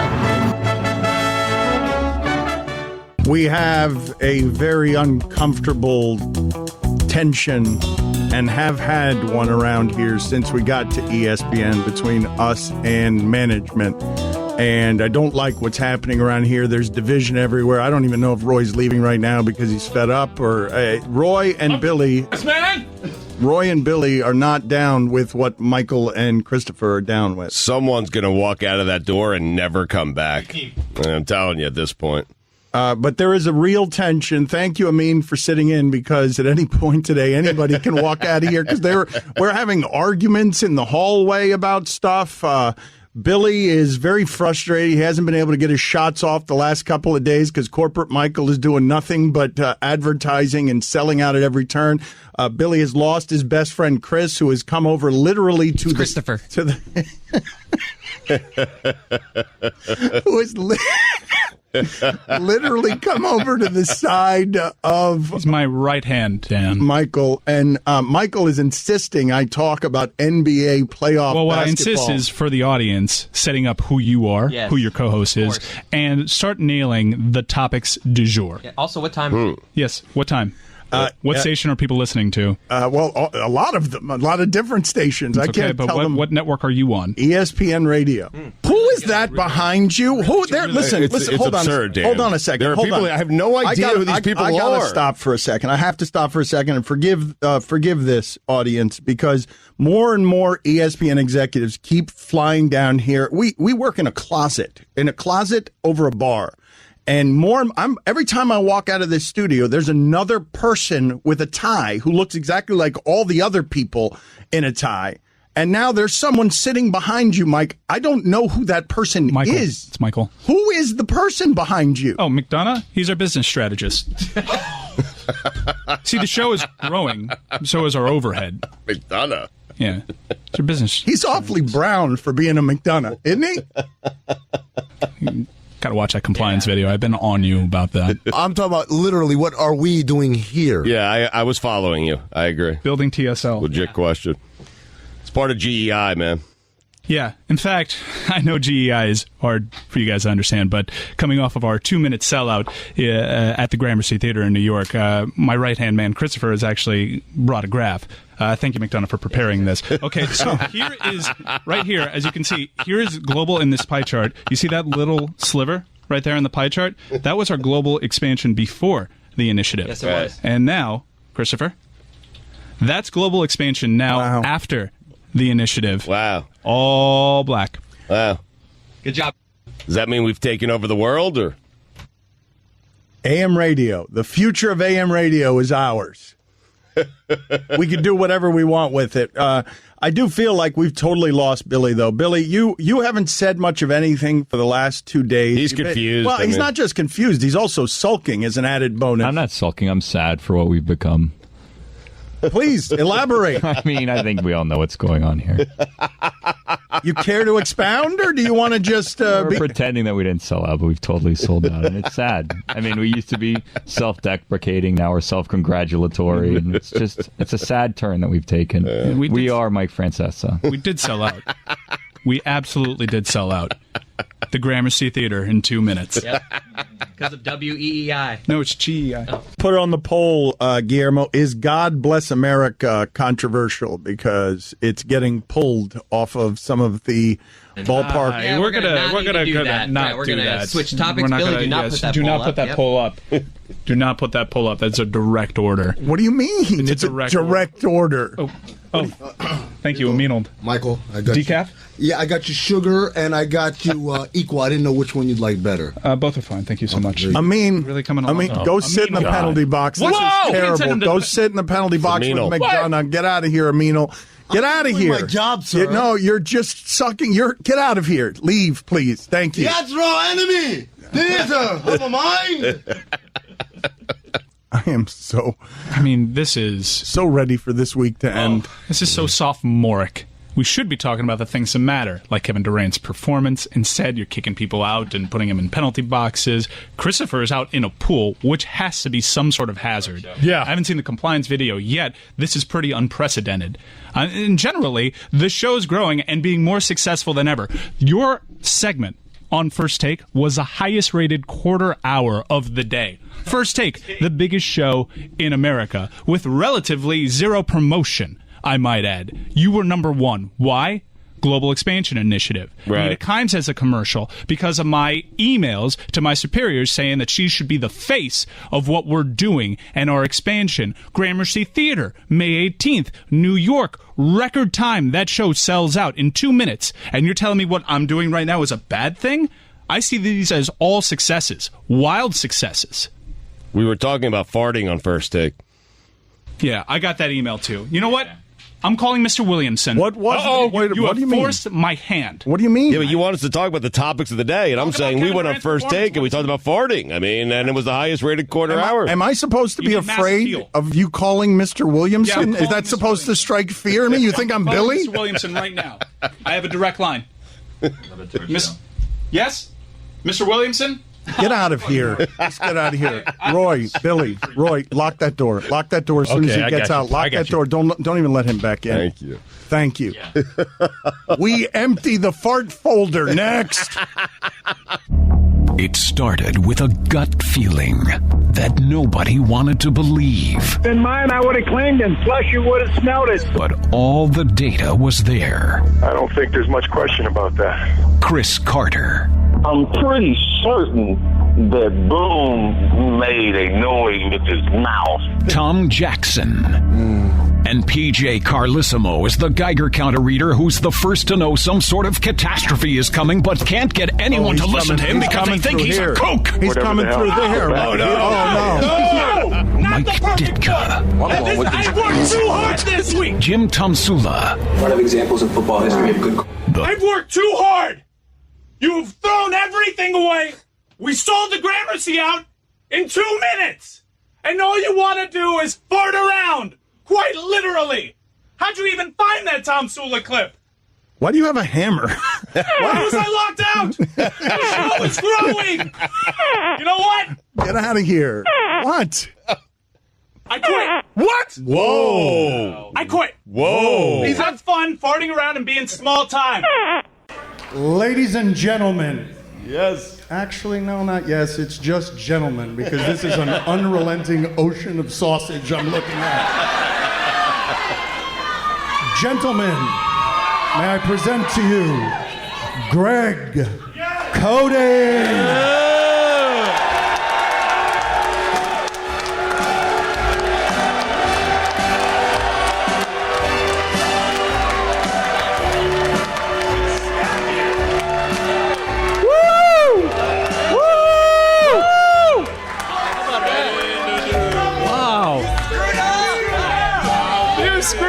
Because you already screwed it up. Let's do it again. Yeah, we did this like 7 times today. Get out of here. Do it again. The song's for you. You're taking the applause. You're supposed to be singing. He was taking the praise. He got caught up. No. Let's go back and do it again. Let's do it again. What we rehearsed. We did it like 7 times today. He got it wrong every Greg, are you attending time. a Laker game tonight? My God. Let's go. Do it again. Don't walk from his Ladies and gentlemen.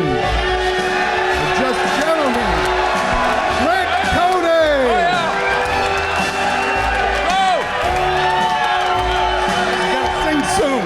The song is yours.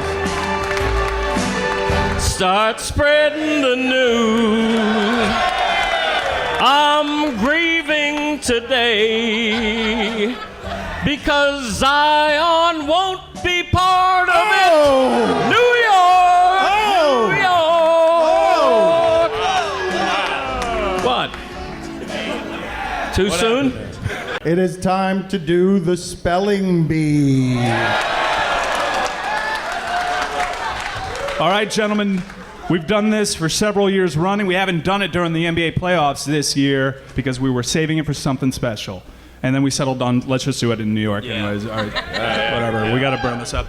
So, you will each be given 3 names, totally random.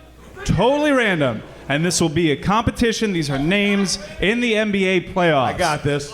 All right. Dan will go first. Dan... And make sure if you have difficulty understanding the name, ask for it in a sentence, yes, okay? Please. Your first name is Kevin Durant. Get the hell out of here. Can I hear it in a sentence, please? When things got tough in Oklahoma City, Kevin Durant took the easy path and left to Golden State because he couldn't win on his own. As a result, none of his rings count in Stugotz personal record book. Kevindurant. Right. Kevindurant.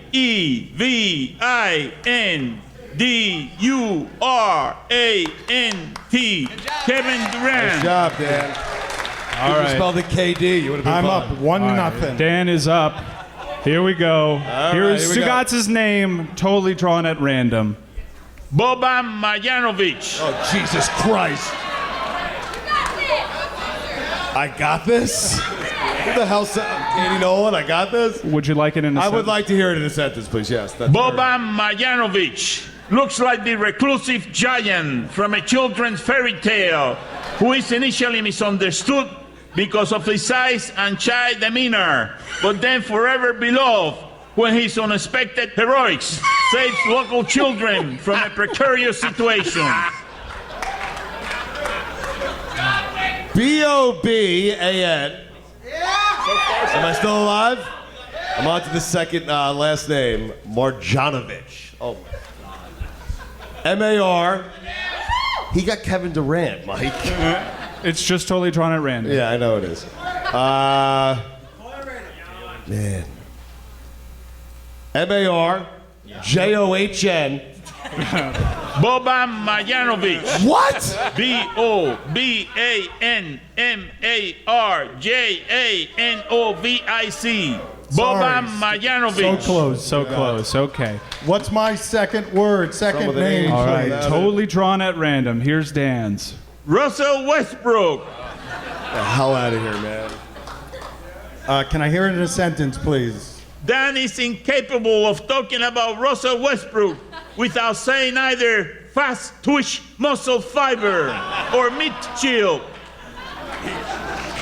Hissing radiator. I do hissing radiator. Hissing radiator is another one. Is he 2 L's or 1 L? R-U-S-S. Were you asking me? E-L-L-W-E-S-T-B-R-O-O-K. Russell Westbrook. R-U-S-S-E-L-L-W-E-S-T-B-R-O-O-K. Russell Westbrook. Aqua? All right, next name, totally drawn at random. Stugotz, you're still in this. Here we go. All right, let's go. Giannis Antetokounmpo. Get the hell out of here. Be heard in a sentence. Stugotz thought that the Greek Freak was going to hug all the titles, but somehow had the Celtics beat him last round. Yeah, he did do that. Just like that idiot Paul Pierce. Ha ha ha ha! Paul Pierce sucks. Let me hear you. Paul Pierce sucks. Paul Pierce sucks. Paul Pierce sucks. Paul Pierce sucks. Paul Pierce sucks.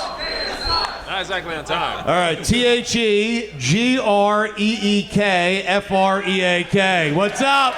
What's up? Giannis Antetokounmpo. Giannisantetokounmpo. Giannis Antetokounmpo. That was close. I've been very lucky so far. Very lucky so far. You've read the press clippings. Fox's Big Noon Saturday is making progress in the ratings. That's because it takes a formula of College Game Day and goes to the 5th best game of the week. You've responded to not only the insight, but generally Brady Quinn's smile. And if you've ever looked at Reggie Bush and thought, Zaddy, you're in luck. Because coming this fall, an all-new network dedicated to college athletics, brought to you by the same people behind Speak for Yourself, it's Fox U. Fox U. Have you ever wondered what ESPN U might be like, only with former employees? Well, Fox U. Fox U. You ever want to watch Pepperdine versus Pacific? Fox U. Fox U. We don't need conference championship games. No, we've got Chris Broussard talking to you about the Big East. But it doesn't stop there. We've given an entire show to the editorial staff of thebiglead.com, dedicated to who they think is coming out of the A-10. Don't get left out. Call your cable operator today and tell them F you. Fox you. And learning nothing from our past, coming this spring, F you too. F you too. That's right, an entirely new college athletic sports network that you also didn't ask for.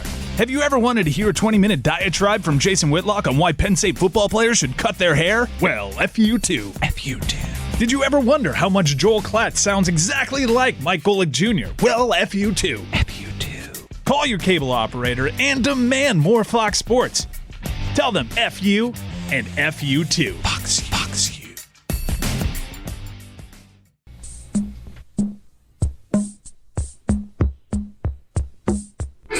There are many people on this bandwagon who at the end of last season said to yourself, maybe even shared it openly, you said we got robbed. If we didn't have injuries and those bum-ass refs, we would have won our 7th national championship. You heard me, Filete, 7. Well, guess what, bro? Next year is here. The time is now. And all the descarado from UF, and all the stupid Seminoles, and all the haters, and even that rat Nevin Shapiro, all of them will be watching us. The time is now. And don't any of you overestimate this moment. This team ain't got on us, bro. When I walked into that stadium today, they patted me down, and they found the extra beer I had in my cargo shorts. They took it from me because this place is whack as but I persevered because I had to be at this game. They scheduled us to play on a Sunday night to try to throw us off. They scheduled in a different city because they know we are the dopest team in the country and everyone wants to see us. Bro, the NFL didn't even want to start this week because they know that you was playing on Sunday. And you know what happens when you play primetime on a Sunday night? The whole world watches you. And let's be real, whenever the U plays, the whole world is already watching because it's all about the U. But for other teams, the whole world watching causes pressure. And when there's pressure, we drink cafecito. And for the weak, para la gente débil, When they drink cafecito, se cagan. No, bro, imagínate cagándote delante de 100,000 gente en el stadium on national TV. Qué pena. But for the strong, para los caballos, when we drink cafecito, nos enfocamos. When you walk out there and you see 100,000 Canes fans yelling, espabilense. When you go out on that field and everybody's running around and things aren't going your way because our refs hate us and everything gets a few cags from time to time, remember, that's straight, focus. Because it only takes one play to bring out the turnover chain. Let me tell you a story. Last year in West 32, me and my boy George were down 2 cups in beer pong. 2 cups? The other team only had 1 cup left. I remember it like it was yesterday. We were in the middle of my game day playlist and Sabrosura had just come on. I looked into Jorgito's eyes and he looked into my eyes and he said, bro, get your done. Next thing you know, we hit a cup, then another cup. Then the other team tried to bounce one in and I said, oye, no me jodas with that bouncing. And bing, bam, boom, we hit the final cup and the game was over. And you know why? Because no one is better at beer pong than Canes fans. And because I got my done. That day, we barely walked into the stadium because of how faded we were in the middle of the second quarter. But we walked in as beer pong champions. In all my years of winning championships, the one common thread that was woven into each of those teams was a promise. The same promise that me and Jorgito made, one man to another. I will get my done. Can you guys make that promise to each other? Can you go out there and get your done? That day we walked out of West 32 and we made history. And today, you get to write your history. And don't let any come get in the way of you writing your history. You must have had so much fun with enfócate. What a great word in Spanish. Like, we need to start shouting and chanting this throughout South Florida. Enfócate. It's a dangerous one. I know, but I know. That's against. I understand that I'm in the danger zone, Mike. What's the matter with you? Great recall. Great recall. Yeah. Oh, man. I don't know what else to say about people. I'm in love. I can't get enough of this character. And it's not a character. We grew up around, all of us grew up around him. All of us. It's real life, bro. This is real. This is 100. You're talking about character. Who's a character? What are you talking about? What else? Are you coming or you're not coming this trip? We have 1 spot left. I started doing a head count yesterday. Me, Jorgito, we're going. Gato 1's coming. Beer pong Gato 2 is coming. Gato 3 is coming. I don't know what was going on 25, 30 years ago. She like, oh, no, me estaba mala or what? But everybody was named Gato. So we have 1 spot left if you want it, Danny. Danielito. Yeah. Danielito. We're ready. We are about to we're going to put the big D in Dallas, if you know what I mean. You know what I mean? I don't know what you mean. Explain to me what you mean. We are going, we're going to embarrass Eddie-O. Orjerón, la cosa va a ser mala. Va a estar mala. You can bring your Cajuns if you want. We're bringing the cojones. Yeah. Yes. This shipping container has consumed so much Cuban coffee this morning. We are dying, baby. Feel my eyes.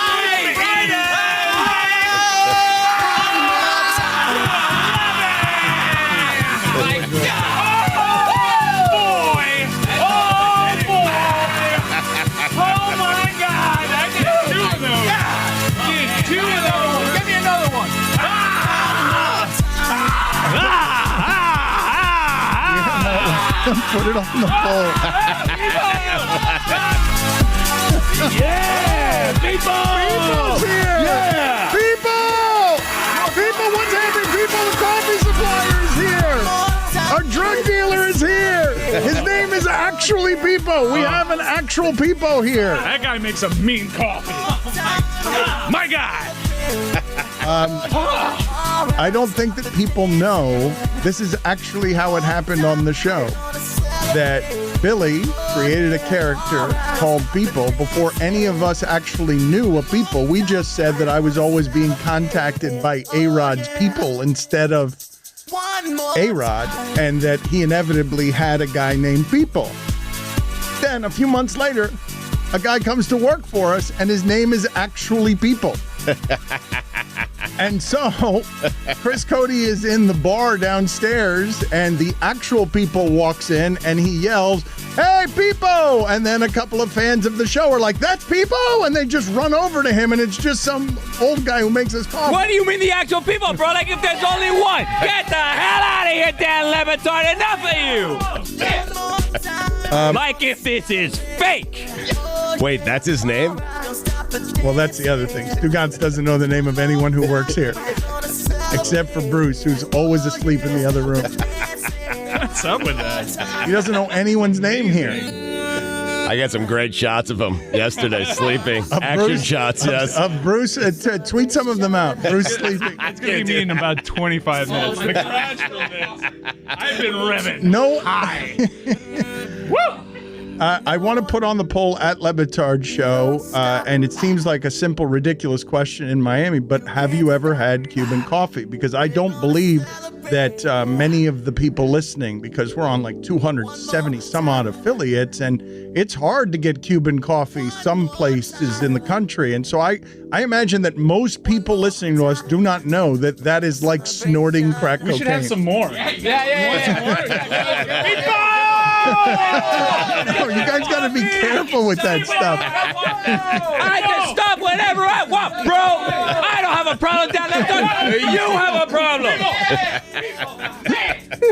Stuff is dangerous. It is. Man. You can't start. They come in these little thimbles, these tiny little thimbles. People thought you just wanted him for his personality and radio charisma. You didn't realize you were just using him for his coffee.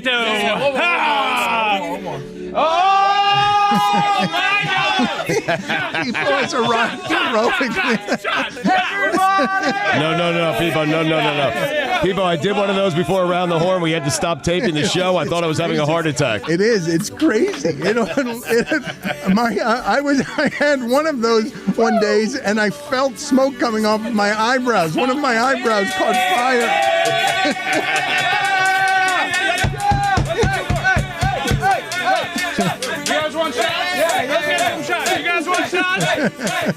It's too early for this.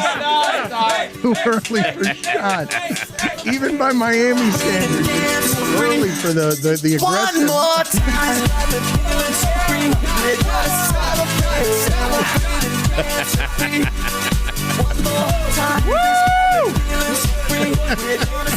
I don't think it's safe. Put him down, boys. You ready? You ready to go slam it? Down the hatch. All right, everybody throw it down. Oh, wow. People. People drinking it straight from the cup. Jesus.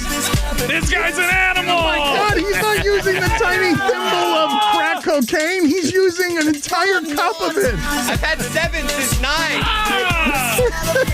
I'm sweating. Did he just drink out of that large cup? He did. It's like Tony Montana sticking his face into a test full of cocaine. Crazy person. That's exactly what it was. Is anyone else hot? It's so hot in Yeah, here. of course you're hot. So hot in here. You guys have a human resources problem. Better if you keep dancing.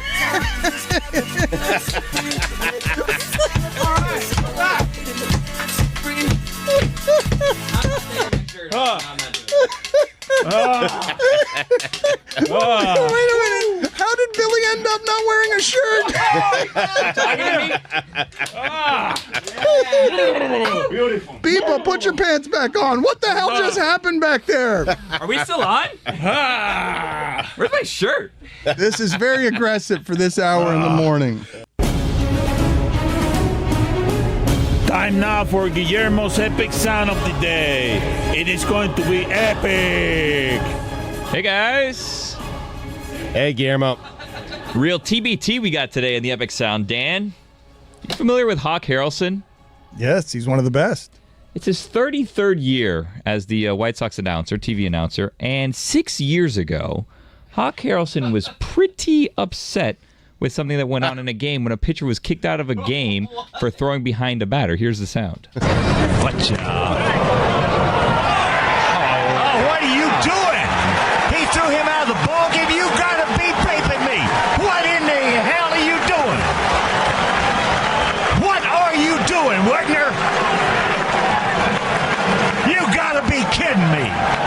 is so bad, that is absolutely brutal. That's incredible. That is unbelievable. I'll tell you what, they have got to start making guys be accountable. That is totally absurd. That just tells you he has blue. Here's an umpire in the American League knows nothing about the game of baseball. They have got to do something about this, I'll tell you. They got some guys in this league that have no business umpiring. They have no business umpiring because they don't know what the game of baseball is about. And he is one of them. We have always had problems with this guy right here. He ought to be suspended, and if they want to keep him as an umpire, send him back to school and teach him what this game is about. Yeah. It's courtesy WGN. It's a great contribution for the color guy. Put this on the poll, Guillermo.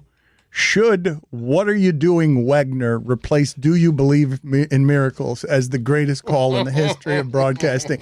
Because the Wegner is comedically perfect. What are you doing, Wegner? It just referring to the umpire. That should be a tone fine, but it's delightful. Referring to the umpire by only his last name is magical. Sound of the Day is brought to you by Dollar Shave Club. Upgrade the shaving with a fresh blade whenever you want for a fraction of the price. Join DollarShaveClub.com today. All right, this allows us to do a bunch of different announcer rants. Yes. Let's continue. Let's segue from What Are You Doing, Wegner to our favorite Ed Malloy. Down by 2, 198, inbound to Love on the left side with one dribble, goes up for the shot, it's blocked by Marion. The ball comes into the arms of Dalembert. The horn sounds and the ball game is over. The Timberwolves are screaming for a foul. There was none called. Rubio off to Love. Oh, that's a foul! That is unbelievable.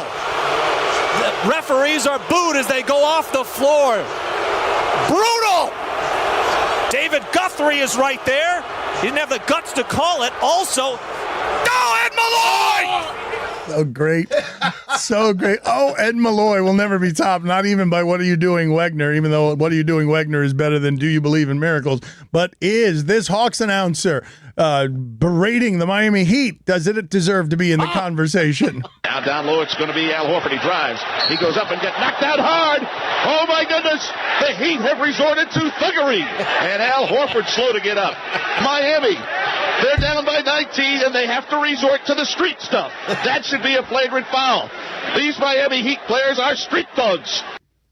And here, Stugotz, is the terribly tinny sound of Dave Lamont at a Florida Atlantic game. Yeah, the broadcasting quality is not good. Breaking out the good stuff. But he is also furious. You cannot tell me that's a flag. It's not possible. Where's the commissioner? Where's Wright Waters? Where's Wright Waters? I mean, it took him a while to get into the flag. He is defenseless. He's defenseless. Don't you understand? Throw a flag. Third down. Dewey throws over the middle, behind the receiver, incomplete. It'll be 4th down and 3. Van Camp took a helmet-to-helmet shot regardless, even if he wasn't in the slot. You know what? I don't really care if you people look at me in the press box. You know what? I don't care. That's a flag. And I'll fight any one of you if you want it. That's the mood I'm in at the moment. Was that the 53 Sugar Bowl? 1853. The most recent sound we played there was the Hawk Harrelson sound from 6 years ago.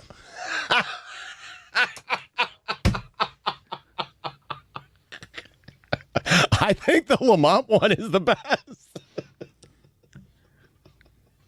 I think that ESPN and Disney should reconsider this whole thing about giving my arrogant ass the microphone.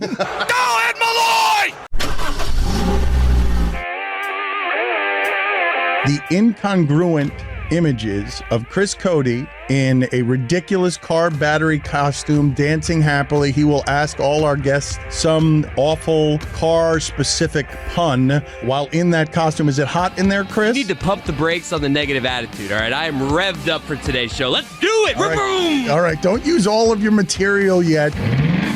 Guys, this is just a speed bump, all right? We're going to get through this. Being a real negative charge right now, all right? We're going to need a positive charge for you. How hot are you? I just changed my AC filter, so I'm good to go. Oh, for the love of Revving God. hot. All right, get out of here. Jorge, what has you revved up for this Super Bowl, my man? Whoa. Why isn't this guy here, man? Exactly. Exactly. It's a talking battery. Well, answer the question. The talking battery asked you a question that revved up for the Super Bowl. I'm stunned because I've never talked to a battery before. What was the question again? How revved up are you for the Super Bowl? I believe it was. Vroom, vroom, vroom, vroom. I'm revved up like a car that has an advanced auto part battery in it. Attaboy. Me too. Woo. Vinny, can we pump the brakes on Patrick Mahomes as the GOAT? Vinny, which team is under the most tire pressure this week, my man? Car battery, please get in here. Whoa, I just saw Chris over there. I thought the car battery was Chris. It is not. Car battery, go ahead and ask Diana Rossini's mom a question. On Sunday, who gonna be riding on candy painted slab? I had absolutely no idea what you just said. I'm really charged up about what's going on today. Oh, please get out of here. I have to be honest, I know I came late. I don't understand what this is. Tariq, you're a real speedster. Who's going to be breaking the speed limit on Sunday? Oh, for the love of God. I've got a battery back there. It is a corporate sponsor. I want to, on air, take that battery down there myself and stand in the crowd behind First Take. Do I have permission to take? I want to put in the First Take shot both me. I'm not asking. I'm asking your assessment. Dude. As the authority given to me as eternal yes man to one Dan Le Batard. Knock yourself out, pal. All right, let's go, battery. We're going down there. Chris, you help the battery get down there. The battery has entered the shot. Yeah. Okay, briefly. wow. They have cut away. They have Derrick Henry on First Take right now. This is not terrestrial radio norms where you tell your audience to tune away. Supplementally, if you watch, there is a battery and a Dan Le Batard at a bar. Jiggling. I believe ordering a drink in front of some bikini beachgoers that are sitting at the edge of the Cleveland pool. It's amazing, the visual. So now he's going to come back and he's going to be all happy. He's going to be happy. He's in a happy place now. He's in his happy place. All right. He has crashed First Take effectively, I assume, pulling rank. Oh, there is a producer trying to stop Dan Le Batard right now. This is getting testy. Oh, my God. Dan is in his face. Oh, boy. Yeah, are you all seeing right, this is a better idea. Forget about a happy place. Play-by-play of Dan and the security guard. This is great. This is awkward as all get out. All right, so me and Billy. This is the absolute strangest guy on. Me and Billy are at Radio Row. We are watching through a television screen live footage right now of Dan Le Batard trying to get the advanced auto parts car battery on the set of First Take and screaming at a security guard. If you're watching ESPN News right now, you have a live shot of Dan talking to a security guard, pointing up at the ESPN Studio South Beach sign. I guess this is my house. I guess saying that this is the house that I built. I can only imagine. Vaughn, which edge rushers Pistons are really going to be firing off on Sunday? Dan made everything here incredibly awkward by crashing First Take, including the batteries a little shook. This is the producer that tried to sideswipe our segment, but Dan really stepped on the gas. Look. Oh, for the love Let's of just God. really put this in our rearview mirror, all right? It's past us. We'll move on. I just want to get fired. Mike, you should have seen him though. I was looking deep into the battery's soul. And the battery was silent. Ask the battery how the battery really felt, because the battery was very scared. The battery. I'm glad I was covered. Mike, Mike, no joke. I had to keep telling the battery, speaking into the battery's face, listen, I'll take all of it, okay? You're not going to get into any trouble here. Whatever happens here falls all on me. I will say it was my idea, that I dragged you down there, that I threatened you. I was really stalling hard. That producer must have thought you were a real dipstick. You were so scared. Battery, tell the truth. Hold on a second. Part was battery still acting like, for whatever reason, the battery has a bounce with his cartoon but Mike, hand. ask the battery some questions here, because I'd actually like to know, seriously, battery, how did you feel about what was happening there? Stop making driving jokes. I don't want to hear any more driving jokes. I want a serious answer from you on what it is that you were feeling as that was going on, because my heart rate was through the roof. I was very uncomfortable. I was thinking, I hope I don't get fired. I'm glad no one can see my face. I hope this all ends well for Dan. Gave us a real spark. Thought we were in a real bad jam. How were you feeling? 1 to 10. How nervous It was were a you? real fluid situation. At the start, I was a little low, but then you kept saying to me, don't worry, I got this. My wheels were spinning, though. That's Oh, for the love of God. Look at that. You're How many of these do you have? How many? Why didn't you have more of them yesterday when all the sound was going down around here? Because these people keep pooping on our audio. I'm running out of fuel here. Oh, yeah, well, where was it yesterday when I needed it? Awkwardly shifting gears here. The Astros really hit a speed bump with that whole cheating scandal. What'd you make of that? Chris, I know you got a lot of miles on the old odometer, but what are the chances we can jumpstart this comeback? Me playing? Frank, in your long career, you've never broke down, my man. What's your secret? I'm just training. Miles, this Sunday, who's going to be kicking tires and lighting fires? Yeah, I don't know. I think it's gonna be a good. I think it's gonna be a good game. If Andy Reid wins, I'm happy. I'm a big, Eagles fan. But I like this. Hey, folks, it's Mike Ryan. It is Big Game Week, and I've got just the thing to make your big game time a Miller time. From fireside conversations to football Sundays, winter means more moments with the coolest people in your life. Make these moments even better with Miller Lite, the great-tasting light beer for people who love beer. A new year is a perfect time for friends, family, and great-tasting light beer. Tastes like Miller time. Miller Lite is brewed for taste. It hits different than other light beers, and when you're hosting your ultimate game day party, why don't you bring out a beautiful silver platter of that amazing white can and know you will make everybody there happy, because Miller Lite is the original light beer since 1975 and still the very best one. Miller Lite, great taste, 96 calories. Go to MillerLite.com/Dan to find delivery options near you, or you can pick up some Miller Lite pretty much anywhere they sell beer. Tastes like Miller time. Celebrate responsibly. Miller Brewing Company, Milwaukee, Wisconsin. 96 calories and 3.2 carbs per 12 ounces. Guys, it's that time of year. Valentine's Day is coming up, and for me, there's only one place that I trust, 1-800-Flowers.com. Every year, I order stunning, high-quality bouquets from 1-800-Flowers that my wife absolutely loves. She looks forward to them every single year. She knows it's happening, and yet she's surprised and loves them every single year. And this year, I'm partnering with 1-800-Flowers to make sure you're a Valentine's Day hero with exclusive offers just for our listeners. Double the roses for free. When you buy 1 dozen roses, they'll double your bouquet to 2 dozen roses. It's the perfect way to say I love you without breaking the bank. Trust me, 1-800-Flowers always delivers. And the roses are incredible, guys. We got the sneak peek of the roses at the Batard Show Studios, and they're incredible, all right? Long stem red roses accompanied by an hourglass red vase. Everything beautiful. They're timeless, luxurious, romantic, ready to get you going for Valentine's Day, and the office has never smelled better. Fellas, it's a must-have on this Valentine's Day. To claim your double roses offer, go to 1-800-Flowers.com/Dan. That's 1-800-Flowers.com/Dan.